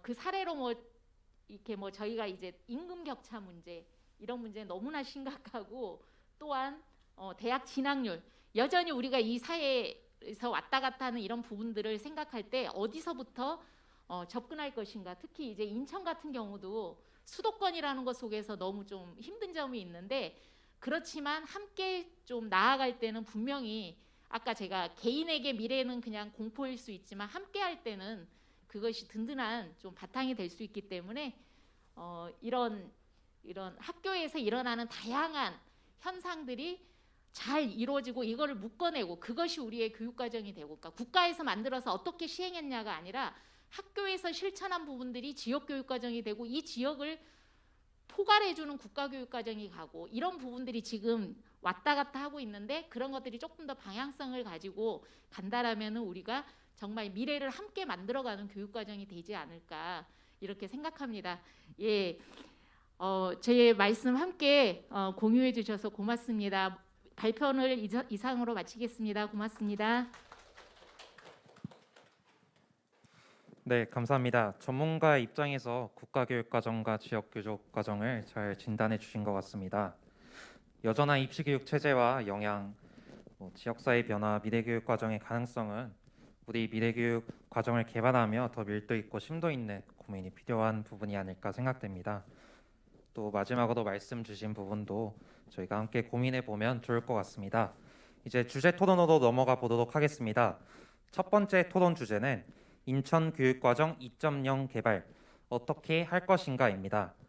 교육과정 거버넌스로서의 인천교육과정 모색을 부제로 다뤄주셨는데요. 이계명 장학사님께서 자세하게 이야기해 주시겠습니다. 주제 토론 시간은 10분입니다.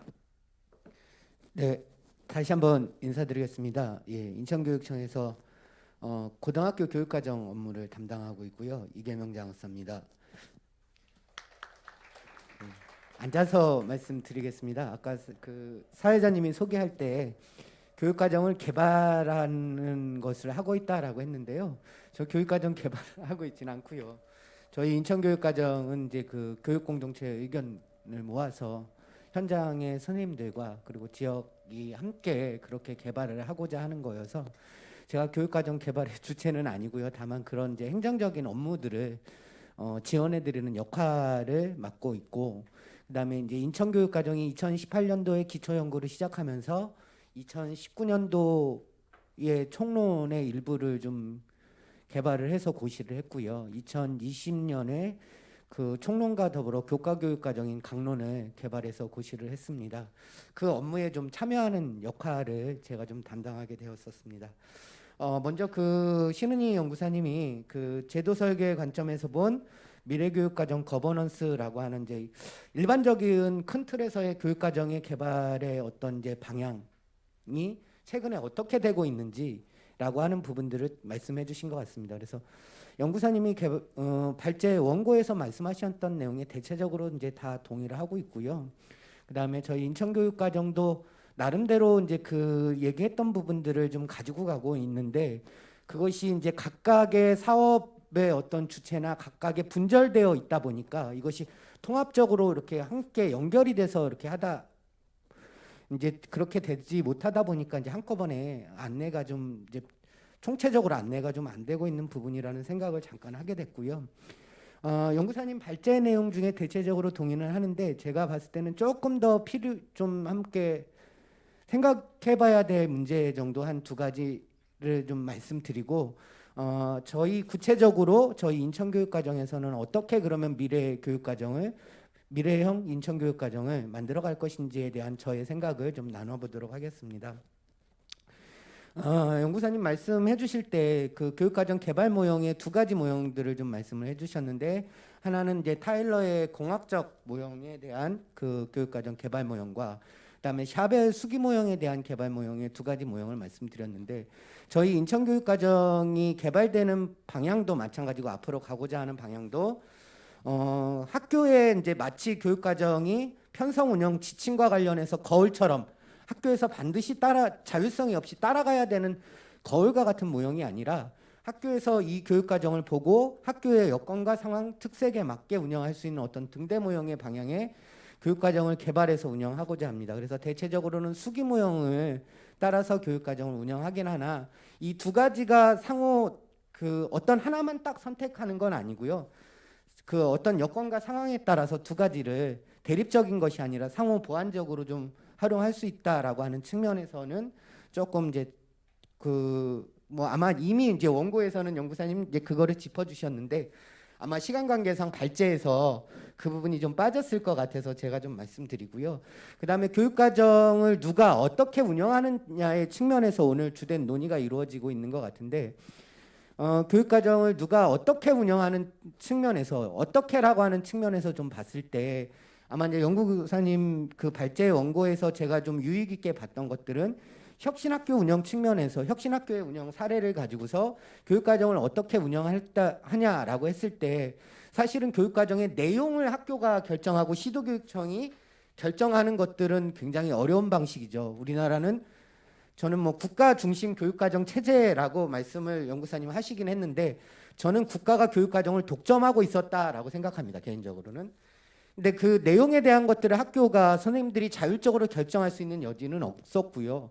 다만 일부의 자유를 조금씩 줄 수 있는 부분의 여지는 조금씩 확대되고 있는 측면들이 있었죠. 그래서 혁신학교를 중심으로 교육과정 운영 사례를 쭉 이야기를 할 때 그 교육의 방식, 교육 방식을 어떻게 좀 하느냐라고 하는 부분과 더불어서 조금 교육과정을 고민하면서 우리가 함께 좀 더 인천교육과정의 설계 방안을 얘기할 때 함께 좀 더 고민해봐야 할 문제는 운영 방식을 어떻게 가져가는 측면들도 중요하지만 궁극적인 건 아니고 또 하나 중요하게 생각해야 되는 것들은 학교의 문화를 교육과정을 생각하고 있는 어떤 지역사회에서의 여러 문화와 학교 안에서 이 교육과정을 어떻게 실천해 가느냐의 학교 하나의 그런 어떤 민주적인 문화를 어떻게 교육과정의 실천과 개발의 과정에서 만들어 가느냐도 또 하나 중요하게 생각해 봐야 할 문제다라는 생각이 들고요. 대체적으로는 연구사님 워낙 훌륭한 그 발제 내용에 동의를 합니다. 다만 이제 저는 그쪽에 그것을 좀 더 구체화해서 인천교육과정에서는 그러면 어떻게 이것을 할 것이냐라고 하는 측면에서 말씀을 드리도록 하겠습니다. 저에게 주어진 시간은 10분의 시간이다 보니까 충분히 다 말씀드릴 수 있을까 싶긴 한데요. 좀 말이 다소 빨라지더라도 양해를 좀 부탁드리겠습니다. 먼저 뭐 그 미래교육위원회 홈페이지에도 소개된 그 글귀를 보면서 굉장히 많은 생각을 했고 그 담론에 저도 그 마하트마 간디의 말이군요. 미래는 현재 우리가 무엇을 하는가에 달려 있다라고 하는 명제에 기본적으로 동의를 하고요. 특히 이제 코로나19로 미리 온 미래와 같은 이제 어떤 화두는 비단 이제 교육뿐만 아니라 사회 전반에 대한 빠른 어떤 변화를 가속화하고 있다라고 하는 측면에서 미래라고 하는 것이 더욱더 상품화됐고 특히 이제 교육과정에 있어서도 저는 미래라고 하는 말이 좀 적절한가라고 하는 생각에서는 조금 이제 생각을 좀 달리하는 견해도 있긴 한데 가속화하고 있습니다. 교육과정을 학생이 경험하는 어떤 총체나 또는 학교가 제공하는 그 경험의 총체라는 넓은 의미로 좀 해석한다면 사실은 이제 교육과정에서 특별히 미래라고 하는 미래형 또는 미래라고 하는 수식어를 붙이지 않아도 사실은 교육과정은 미래 계획이 포함되어 있는 거죠.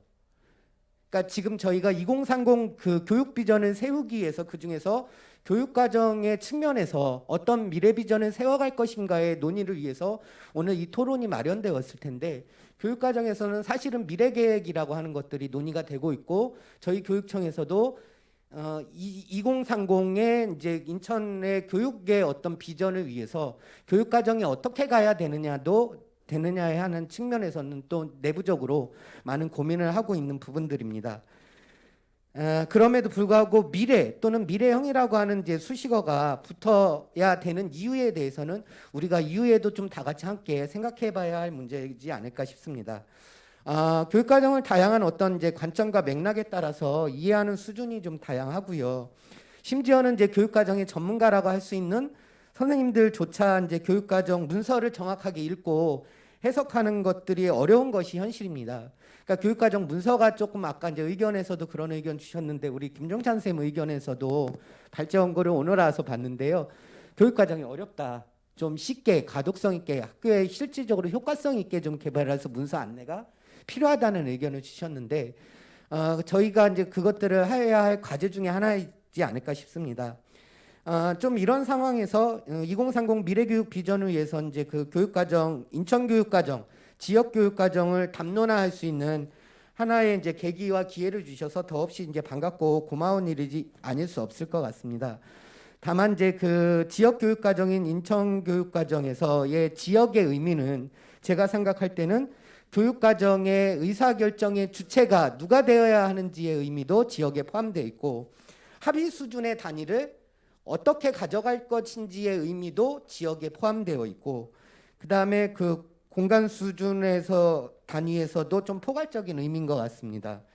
그래서 다만 이제 그 교육과정 거버넌스가 이후에 좀 이제 인천 교육과정을 위해서도 마련되는 단초가 되고 또 인천교육과정 저는 이제 그 인천교육과정의 미래형을 제가 가칭 이제 인천교육과정 2.0이라고 이렇게 이제 가칭해서 조작적으로 정의해서 부르고 있습니다.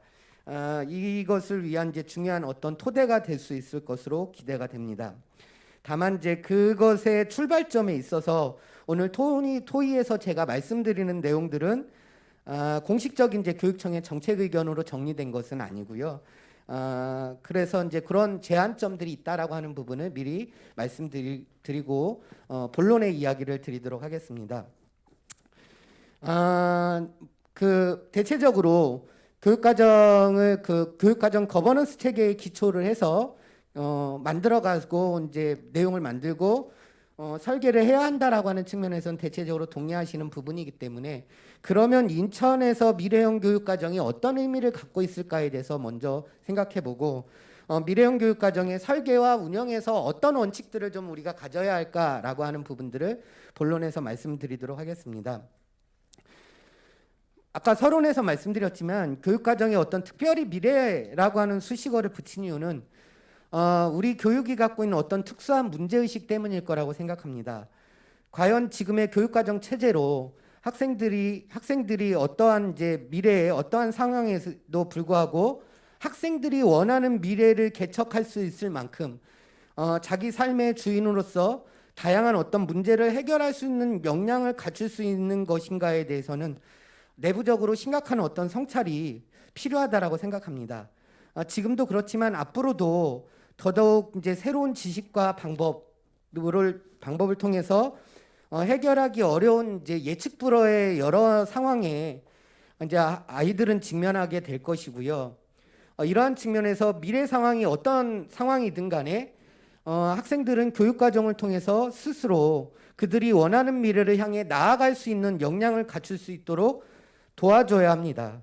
그런 점에서 인천형 미래교육과정은 학생들이 원하는 미래를 선택하고 만들어서 스스로 미래의 주인이 되는 역량을 기르는 것을 목표로 하는 교육과정이어야지 인천 미래교육과정이 갖고 있는 의미가 되지 않을까라고 하는 생각이 들고요. 두 번째로 이어서 말씀드리는 것은 그러면 인천형 미래교육과정을 설계하고 운영할 때 어떤 원칙들을 좀 우리가 가져가야 될 것인가의 측면에서 말씀을 드린다면 교육과정 문제는 무엇을 왜 그리고 어떻게라고 하는 질문에 대해서 생각해 봐야 할 것 같은데요. 우리가 미래 세계의 주역이 될 어떤 이제 그 아까 박영대 위원장님 그 발제에서 그 특별 강연에서 말씀했었지만 예컨대 창의융합형 인재 양성을 이제 교육의 목표로 우리가 삼는다면 학교마다 교사마다 모든 아이들의 꿈을 실현하기 위한 학생의 어떤 다양한 진로 적성에 맞는 학생 맞춤형 교육이 필요합니다. 아무리 좋은 방법이라고 하더라도 그것을 이제 일제히 적용하는 표준화가 무조건 나쁜 것은 아닌데요. 표준화에서의 문제점 중에 하나는 획일화의 문제점이겠죠. 그런 이제 획일화된 어떤 교육과정 그리고 하향식 교육과정 개발 체계로는 바람직한 어떤 미래 인재를 기대하기 어려울 것입니다. 그래서 인천형 미래교육과정 설계에 있어서 우선적인 조건은 제 생각에는 학생의 성장과 발달을 중심으로 해서 모든 아이들의 꿈을 실현할 수 있기 위해서는 학생 한 사람 한 사람이 자주적으로 성장하도록 돕는데 그 우선적인 조건이 있다라고 생각이 되고요. 따라서 학생 한 명, 학교는 학생의 성장과 발달을 중심에 두고 교육과정 운영에 다양한 어떤 상상력을 발휘할 수 있는 여건을 마련해 줘야 된다라고 생각합니다. 이것이 교육과정 설계와 운영에 있어서 현장이 중심이 되고 학교가 중심이 되지 않으면 실현되기 어려운 중요한 이유라고 저는 좀 생각을 하고 있고요. 이런 점에서 본다면 지역교육과정, 인천형 미래교육과정이 가져가야 될 최종의 어떤 목표점은 학습자 중심의 교육체제로의 전환이라고 생각합니다. 여기서 학습자 중심이라고 하는 것은 공존과 협력이라고 하는 원리를 통해서 학생 스스로 자신의 존엄과 가능성을 실현하고자 하는 어떤 보편적 가치를 추구하는 것들을 좀 의미한다라고 할 수 있을 텐데요. 국가에 의해서 독점적으로 이루어지고 있는 현행 교육과정 체제에서 관점에서 보면 이건 굉장히 좀 혁신적인 일이죠. 그러나 지금 이제 이것들을 이미 경기도교육청이 하고 있고 충북교육청이 하고 있고 전라북도교육청이 하고 있고 많은 시도교육청들도 하고 있고 이미 인천교육청도 그 첫걸음을 떼고 첫걸음말을 시작했다라고 볼 수 있을 것 같습니다. 학교가 교육과정 운영에 있어서 그래서 자율화와 다양한 길로 갈 수 있도록 교육과정의 어떤 결정 방식을 분권화와 지역화의 방향으로 좀 선회할 경우에 몇 가지 원칙이 좀 필요하다라고 생각이 되는데요. 왜냐하면 각자 이제 그 다양한 상이한 교육 주체 간에 임의적이고 상충적인 어떤 제안들이 아무 여과 없이 이제 존립하는 경우에 생길 수 있는 어떤 혼란과 부작용을 사전에 좀 예방해야 할 것 같고요. 그다음에 이제 다양한 어떤 이제 공동체의 요구 속에서 조화와 협력의 원리로 교육과정에 대한 어떤 이해와 공감의 폭을 제가 요즘 눈이 어려워서 잘 안 보입니다. 네네 마무리 짓도록 하겠습니다. 그래서 이제 그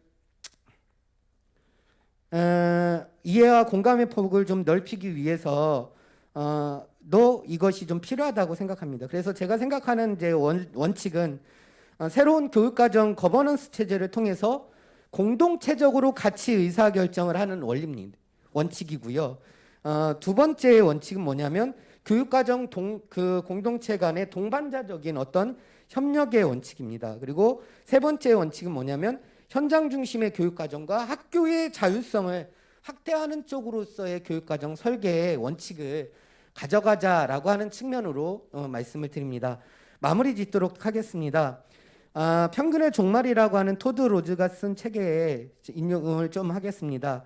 현재의 공교육은 가능한 많은 개개인들이 똑같은 안전 수준으로 강등시키고 표준화된 시민을 길러내고 훈련시키면서 반대 의견과 독창성을 억누르고 있을 뿐이다라고 이야기를 하고 있습니다. 이 부분이 우리가 지역교육과정을 좀 만들어가야 되는 어떤 목적, 의식, 이유 중에 하나일까라는 생각에서 마무리해서 말씀을 드리고요. 또 하나는 이제 얼마 전에 보셨을 꽤 오래전 얘기인데요. K-팝 스타라고 하는 TV의 그 경연 프로그램이 있었는데요. 마지막 파이널 라운드에서 이제 그 최종 우승자를 결정하면서 박진영 씨가 한 말입니다. 지난 6년간 K-팝 스타 우승자 6팀 중에서 학교에서 중고등학교 정규교육을 똑바로 받은 사람이 없었습니다.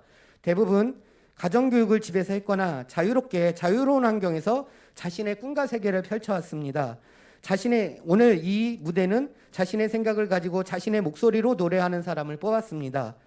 한 명 한 명의 특별한 아이들이 놀라운 창의력을 가지고 그렇게 커갈 수 있게 교육 제도를 여러 어른들이 잘 만들어 주셨으면 좋겠습니다라고 하는 이야기를 했었습니다. 저는 그 얘기 들으면서 굉장히 많은 생각을 했었거든요. 저희가 지역교육 과정들을 함께 모색하고 고민해야 하는 이유 중에 하나는 이런 측면 중에 하나가 있지 않을까라는 생각이 듭니다.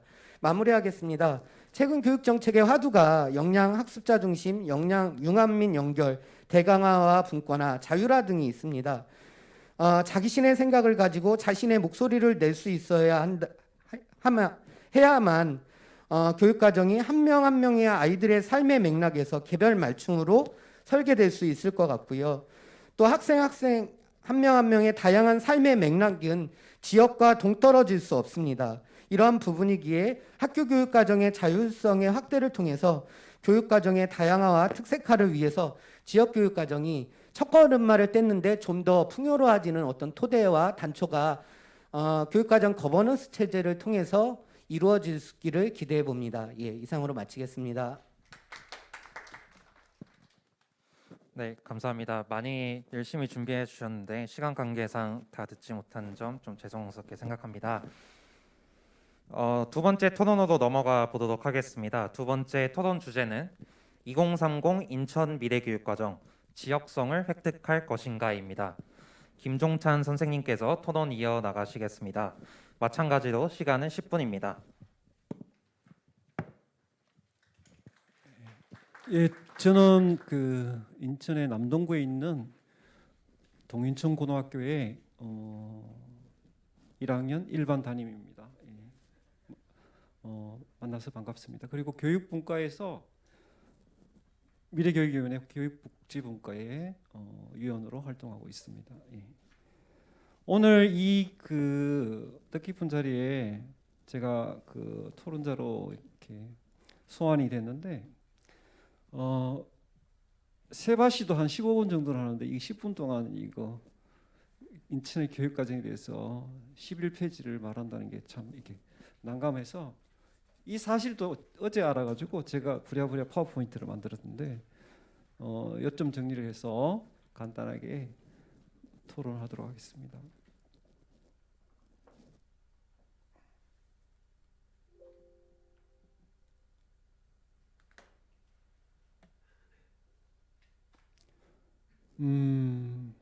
암과 삶이 이어지는 교육.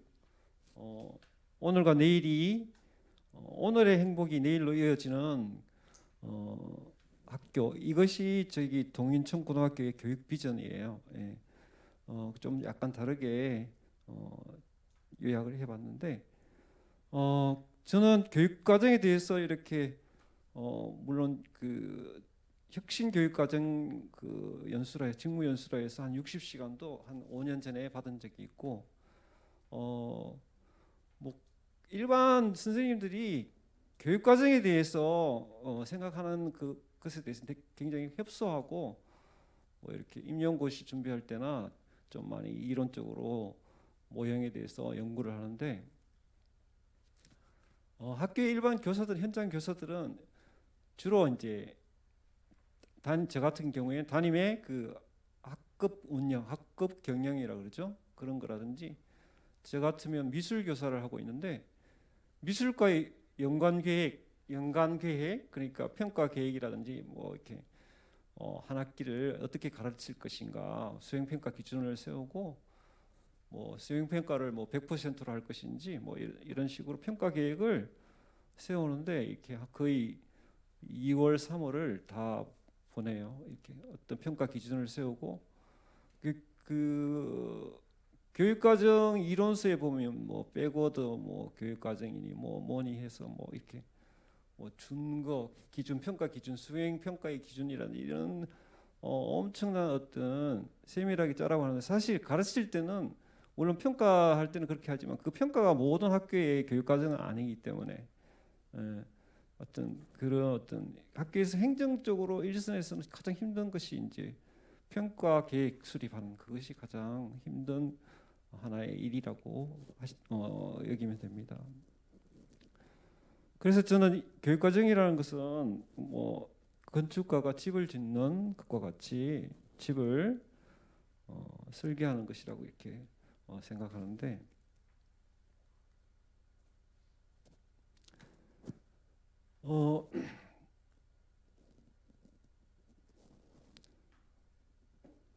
인천 현장에 몇몇 학교에 이제 그 어떤 교육 과정을 홈페이지를 통해서 다 이렇게 교육 과정에 대해서, 학교 교육 과정에 대해서 공시가 돼 있어요. 그래서 선악중학교를 제가 선택한 이유는 인천에서 행복배움학교로 해서 시작해서 가장 그 우선적으로 학교와 지역사회와 마을교육 공동체를 꾸리고, 또 모든 교사들이 혁신을 위해서 노력한 그런 학교라 제가 그 학교를 좀 표준으로 좀 근거로 삼았습니다.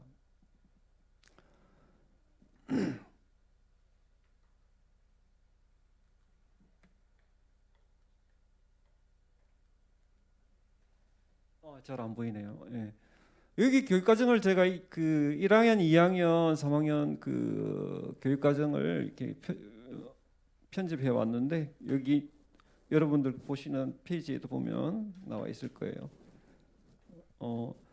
여기에 보면 이제 뭐 물론 다 보시면 알겠지만 1학년의 그 중점 가치 위에 당당한 사람 되기, 뭐 그다음에 학년 인간상으로는 여러 가지 있죠. 그냥 막 도전하는 사람 이런 것도 있고, 학교의 교육 그 학년 교육 과정을 보면 굉장히 다채로운데, 여기 이제 제가 이제 선생님들 잘 알고 있어서 한번 만나면 이게 나눈 이야기가 보통 수학여행이라 그러나 체험학습 갈 때 이제 보통 선생님들이 계획을 수립해서 물론 설문조사도 하고 해서 의견도 수렴하지만, 학생들이 직접 그 수학여행 체험 활동을 갈 때 서울에 직접 호텔이나 숙소 이런 것들을 직접 가보고 학생들이 직접 그 여행에 대한 어떤 그런 모든 계획들을 수립한다는 그런 이야기를 들었어요. 굉장히 학생 참여형, 그런 학생의 자기 주도성 이런 것들 굉장히 강조하는 그런 교육 과정이라고 저는 여기서 이렇게 한번 가져와 봤고요. 이 모든 그 교육 과정들이 행복배움학교, 선악중학교와 같은 그런 과정들이 물론 다른 남동구나 아까 그 위원장님께서 말씀하셨듯이 혁신지구로 가장 먼저 연수구 거기가 지정이 되었기 때문에 그 빠른 속도로 이렇게 갈 수 있는 거고, 뭐 여러 가지 복합적인 요소가 있는데, 교육 과정이 이렇게 갈 수 있기까지는 뭐 거기에 계시는 선생님들도 모여야 하고, 또 의지를 또 같이 하는 사람들도 있고, 또 교육청의 지원도 있어야 되고, 뭐 연수구청의 지원도 있어야 되고, 뭐 여러 가지 복합적인 어떤 요소가 있다고 봅니다. 그래서 다른 어떤 남동구의 어떤 예를 들어서 만수중학교, 만수여중이 그렇게 행복배움학교로 빨리 성장하지 못하는 이유, 뭐 이런 것도 교육 과정을 이렇게 해낼 만한 어떤 그런 것들이 부족하기 때문에 그런 것이 아닌가 그렇게 생각합니다.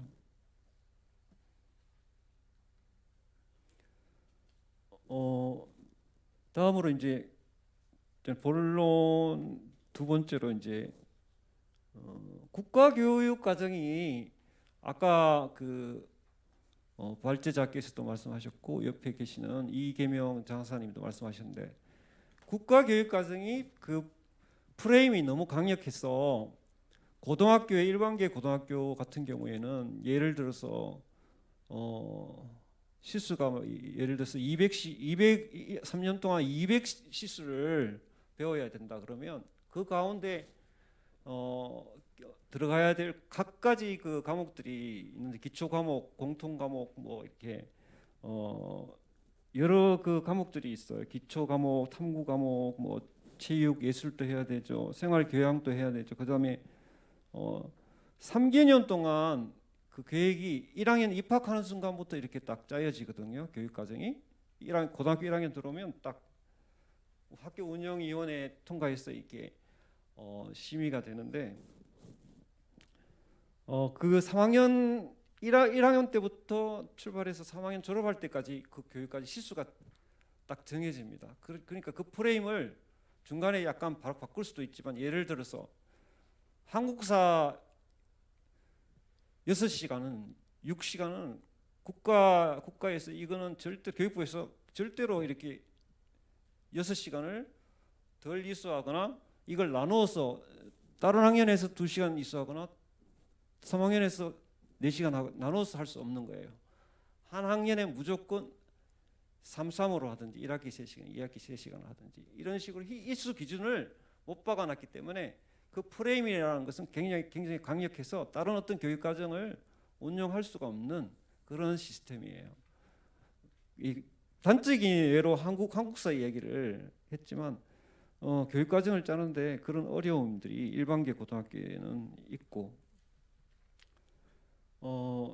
또 조건들이 굉장히 많이 옵션들이 많아요. 50% 이상 뭐를 하지 마라, 50% 이상 기초 공통 교육 과정을 운영하지 마라 하는 그런 어떤 기준, 이런 것들도 일반 교사들은 잘 이해를 못해요. 왜냐하면 뭐 이렇게 바쁘니까 일단 자기 교과나 생활지도 이런 것들 행정적인 일에 관여하지, 이런 어떤 프레임에 대해서 잘 일선 현장의 선생님들은 별로 개의치 않고 짜여진 틀에 의해서 움직이는 그런 학교 어떤 구도라는 거죠.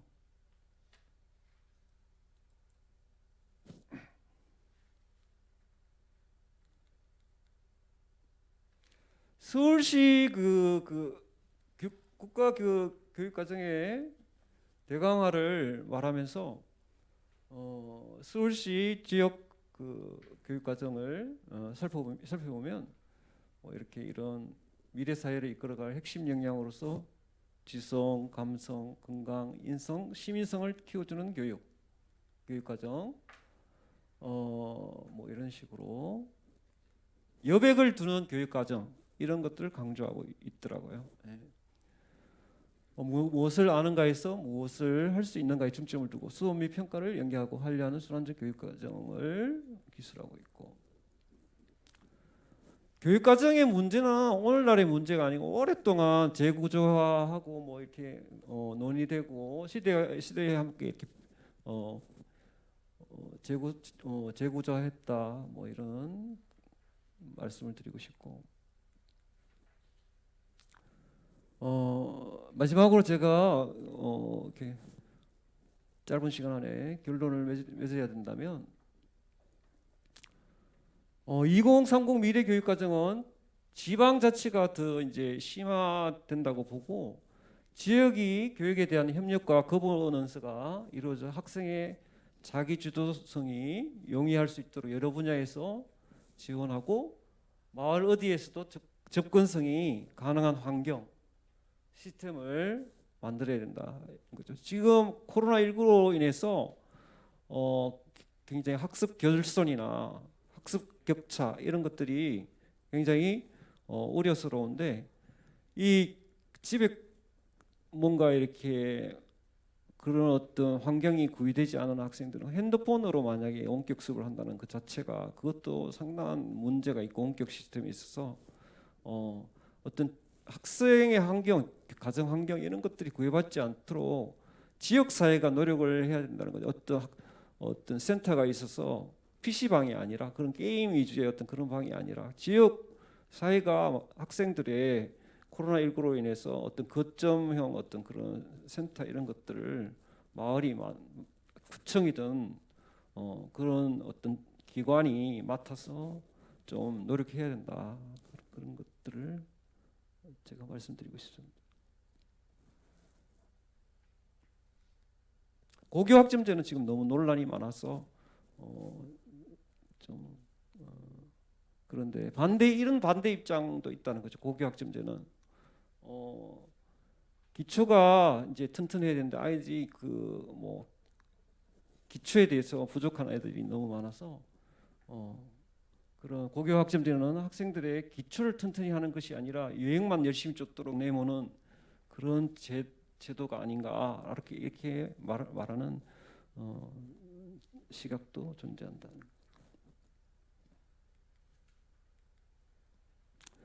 마지막으로 이제 더 이상 학교나 지역에 제한된 범위로 교육과정 개발과 운영을 한정시키지 않고 교과 개설권, 교과 구성 방식 모두 많은 논의가 이런 어떤 컨퍼런스를 비롯해서 많은 논의가 필요한 장이 열어져야 된다고 생각하고, 이에 인천의 미래교육과정 논의가 제도적인 부분까지 좀 확대되는 그런 공론의 장이 필요하다고 생각합니다. 뭐 이건 제가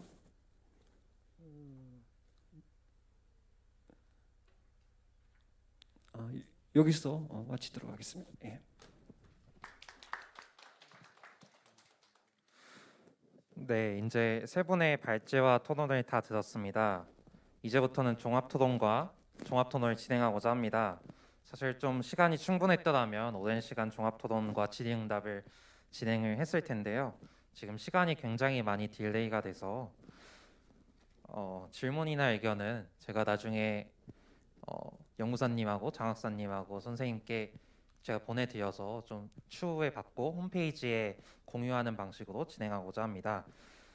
이어서 바로 종합토론 진행하고자 하는데요. 신은희 연구사님, 이계명 장학사님, 김종찬 선생님 순으로 말씀 이어나가겠습니다. 발언은 저희가 시간이 많지 않아서요. 2분 이내로 부탁드리겠습니다.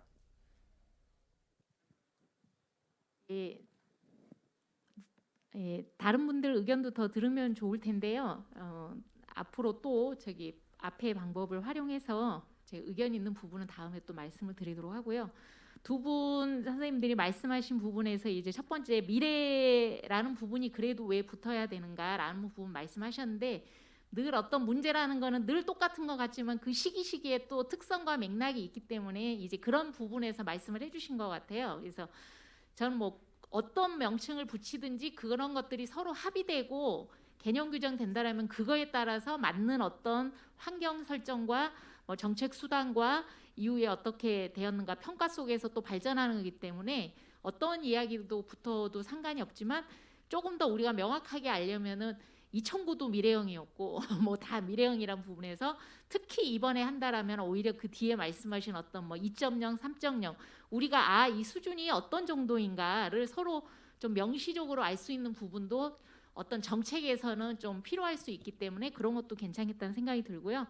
다음에 이제 그 김종찬 선생님이 이제 학교에서 선생님들이 사실 교육 과정을 알기가 굉장히 어렵다라는 부분 다 공감하고요. 왜냐하면 이제 선생님들만이 아니라 지금 우리가 지역사회로 확대한다고 하지만 결국은 또 학생들과 가장 많은 소통을 하는 거는 선생님이기 때문에 이런 부분들을 잘 알고 할 때 더 훨씬 도움이 될 수 있거든요. 그래서 이런 부분은 좀 그 저희 뭐 연구자들이나 또 이렇게 행정을 하시는 분들이나 학교에서 사실 학생들과 살아가는 고민 자체가 교육과정이라는 이름으로 붙어야 되는데 우리가 문서로 많이 통용되는 이런 부분들을 앞으로 정책 관행들이나 그 앞으로 변화 방향 속에서 좀 고려하고 해결할 부분이다. 그래서 저희도 이 고민들이 우리의 어떤 비전으로 형성되고 문화로 가는 부분도 앞으로 더 많이 노력해야 될 부분이 아닌가 좀 생각이 듭니다. 제 짧지만 이상으로 제 말씀은 마치겠습니다. 그냥 바로 이어서 말씀드리겠습니다. 이게 PPT를 준비를 해주셨는데 저는 별도로 얘기를 못 들어서 구조화된 얘기를 딱 PPT 띄우고 말씀드리는 게 더 이해가 편하셨을 텐데 짧은 10분의 토론 안에 이제 많은 얘기를 빠르게 얘기하다 보니까 잘 전달이 안 됐을 수도 있겠다라는 생각이 들어서 일단 자료집 내용을 좀 참고해 주시고요. 제 입장에서는 일단 이제 연구사님 얘기에 미래 저는 이제 그 말씀드렸잖아요. 교육과정 자체가 미래에 내포되어 있는데 미래라고 하는 것들이 꼭 붙여야 되는 부분인가라고 하는 것들을 생각을 해보자라고 화두를 던졌었는데요. 제가 지금 생각하고 있는 미래는 현재 일단 단기적으로는 2030의 비전 전략에 따라서 인천의 교육과정이 어떻게 갔을까라고 갈 것인가에 대한 부분은 이제 제 나름대로는 조작적으로 정의해서 말씀드린 부분이다라고 하는 말씀을 드리고요. 그런 측면에서 아까도 말씀드렸지만 인천교육과정이 이미 이제 개발돼서 이해와 공감의 폭이 넓지 않고 있어서 이제 현장에서 어떻게 이것이 실천되고 적용되는지 성과와 한계를 짚어보면서 인천교육과정이 2030을 준비한다면 그거는 이제 2.0이라고 했던 거는 이제 연구사님 말씀드렸지만 그것의 어떤 이제 버전이나 버전이니까요. 수준이 어떻게 더 올라가고 확장이 되어서 인천교육과정을 좀 개발을 하고 운영하는 것이 타당하다라는 측면에서 제가 이제 2.0이라고 하는 그런 부분에 말씀을 드렸다라는 생각이 들고요. 말씀을 드립니다. 그다음에 저희 입장에서는 이제 교육과정을 중심으로 교육 행정을 담당하는 입장이다 보니까 현장의 말씀에 이제 굉장히 많은 관심과 귀를 기울이게 되는 입장이 있습니다. 전문가의 의견도 있지만 그때 그 이제 김종찬 선생님 발제 중에 저는 이제 유의미하게 좀 들었던 것들은 뭐냐면 집을 짓는 것, 설계에 대한 얘기였어요. 그러니까 교육과정이 이제 학교 교육 활동의 기본적인 설계잖아요. 그 설계도를 집을 짓는 원리와 같다라고 하시는 말씀에 이제 많은 공감이 됐고요.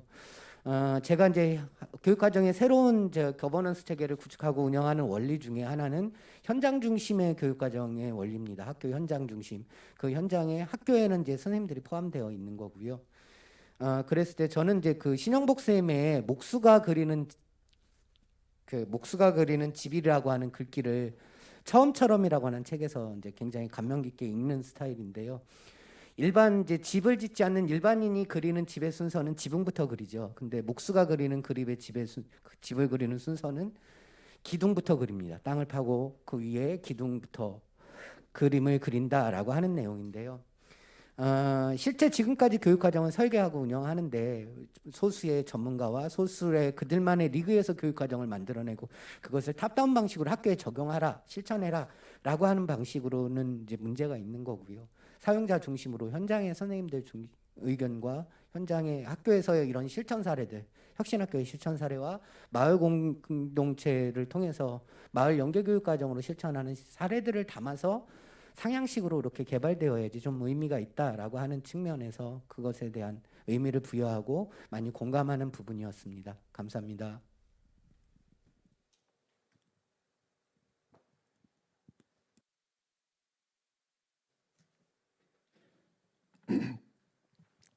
제가 아까 말씀드리면서 이게 빠뜨린 부분이 이제 토론을 하면서 이렇게 제가 모르는 부분이고 해서 미래 교육과정 중에 이제 직업계고 학교에 대한 어떤 전문계고 학교 이런 문제도 건드렸어야 되는데 제가 문이 아니라 좀 이렇게 말씀 못 드린 건데 이 직업계고 학교가 좀 확대되어야 된다는 그런 생각을 저는 가지고 있습니다. 왜냐하면 고교 학점제로 해서 너무 이렇게 학생들한테 학생들이 그 과목 수를 너무 많이 늘어나서 애들이 선택권 넓어졌지만 진작 자기가 고등학교 졸업하고 또는 뭐 물론 늦게 직업을 선택해도 뭐 가능한 일이지만 미래 사회는 직업에 대한 대비 이런 것들이 그냥 3년 동안 좀 이렇게 시간을 낭비하는 경우가 많고 그 일반계고 저희 학교 같은 경우 동인천고 같은 경우에는 외부 위탁 교육을 30명이나 나가요. 25명 정도가 나가는데 그 학생들을 다 어떤 전문 어떤 학원에서 다양하게 직업 교육을 받고 있는데 1년 동안 그런 어떤 인천에서 직업계고 직업을 배우려고 하는 학생들을 받아들일 수 있는 학교가 좀 시교육청에서 좀 만들어야 되지 않을까 그런 생각을 하고 있고 또 하나는 제가 이제 만수고에서 5년 동안 근무했는데 만수고도 사실은 그 공장형 학교처럼 이렇게 BTL 방식으로 해서 굉장히 좁은 어떤 건물로 이렇게 학교 환경이 꾸려져 있어요. 만약에 어떤 학생의 선택폭을 넓혀서 그 교과의 그 여러 가지 그런 것들을 개설을 많이 하면 교실이 부족하고 어떤 그런 고교 학점제 취지하고 맞지 않는 그런 학교 환경이죠. 이런 학교 환경을 개선하고 그런 것들을 좀 더 우리가 학부모나 시민사회나 그 구청이 민간이 좀 이렇게 협력을 해서 좀 이렇게 살펴봐야 될 것 같고, BTL이라는 것이 건물을 빌려서 이렇게 20년 동안 쓰면 학교를 교육청으로 소속시키는 그런 건물이잖아요. 그래서 전세를 사는 거예요. 그 학교에 뭐 인천에 몇 군데가 그런 방식으로 전세 사는 학교가 있어요. 그래서 교육 재정을 좀 확보해야 된다는 그런 것도 말씀드리고 싶고, 이 플랫폼도 학교마다 너무 많이 달라서 뭐 좀 오늘 논의를 하겠지만 그런 부분 좀 고민해야 될 것 같고, 마지막으로 이제 제가 좀 존경하는 분 중에 이노 디자인 센터의 그 CEO인데, 그분이 하신 말씀이, 이영세 그 CEO께서 하신 말씀이, 우리가 어떻게가 아니라 무엇을 만들 것인가, 거기에 화두를 가지고 기존에 있는 것을 조금씩 교육 과정을 바꾸다 보면 계속 그 덧대기식으로 이렇게 되는 어떤 교육 과정이 된다. 그래서 새로운 어떤 인천만의 교육 과정, 그것이 무엇인지 그것을 민간학이 좀 많은 어떤 관심을 가져야 된다, 이렇게 생각합니다. 예. 네, 감사합니다. 사실 이 다음에 질의응답이 예정돼 있는데, 앞전에 말씀드린 것처럼 질의응답은 추후에 홈페이지를 통해서 공유해 드리는 방식으로 진행하겠습니다. 이제 정말 마지막인데요. 정말 간단하게 마무리 발언 짧게 부탁드리겠습니다. 순서는 아까와 동일하게 진행해 주시면 감사하겠습니다. 예, 일방적으로 저희 이야기만 하는 것 같아서 그런데요. 결국 아까 제가 처음에 말씀드린 것처럼 사실은 누가 고민을 하고 어떻게 하느냐가 사실은 새로운 판이 깔린 거거든요. 그래서 그런 부분에서 기존의 여러 가지 문제점들을 반복하지 않되 새롭게 설계해 나가는 부분에서 그 자체, 존재 자체가 의미가 될 때도 있는데 그게 더 의미를 획득해가는 과정이 되었으면 좋겠고, 그게 어느 자리에서든지 서로 협력하면서 가고 있다고 생각하면 도움이 될 것 같습니다. 너무 고맙습니다. 예, 뭐 아까 서두에서 말씀드렸지만 지역교육과정을 이제 미래교육과정, 인천교육의 비전을 세우는 과정에서 담론화의 과제로 담론화 시켜주셔서 다시 한번 감사드리고요. 오늘 토론에서 이제 전문가 의견도 주시고 현장의 의견도 주시고 또 질의응답에서 주신 내용들 잘 검토해보고 또 깊이 생각해보고 잘 정책적인 부분에서 함께 이제 거버넌스 체계를 구축하면서 잘 반영돼서 인천교육과정을 한 단계 더 이제 이렇게 올려볼 수 있도록 그렇게 노력을 해보도록 하겠습니다. 감사합니다.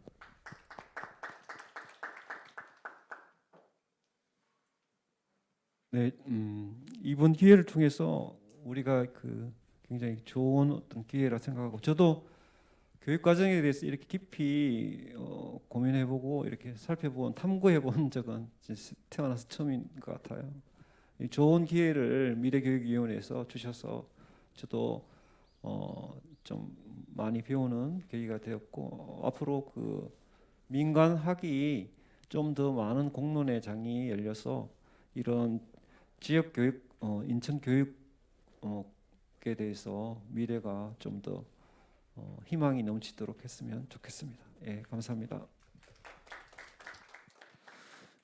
네, 감사합니다. 첫 번째 세션에서는 인천 미래교육과정에 대해 이야기를 나누었습니다. 인천 미래교육과정에 대해 다양한 목소리를 들을 수 있었던 자리였던 것 같습니다. 오늘 나눈 이야기를 함께하여 미래교육위원회는 2030 인천 미래교육 공동비전선언을 작성할 예정입니다. 오늘 포럼에 대한 자료 공개와 다양한 의견 제시 및 질의응답은 인천광역시 미래교육위원회 홈페이지를 통해서 확인하실 수 있습니다. 함께해 주신 모든 분들께 감사드리며 이것으로 첫 번째 세션을 마무리하겠습니다. 감사합니다.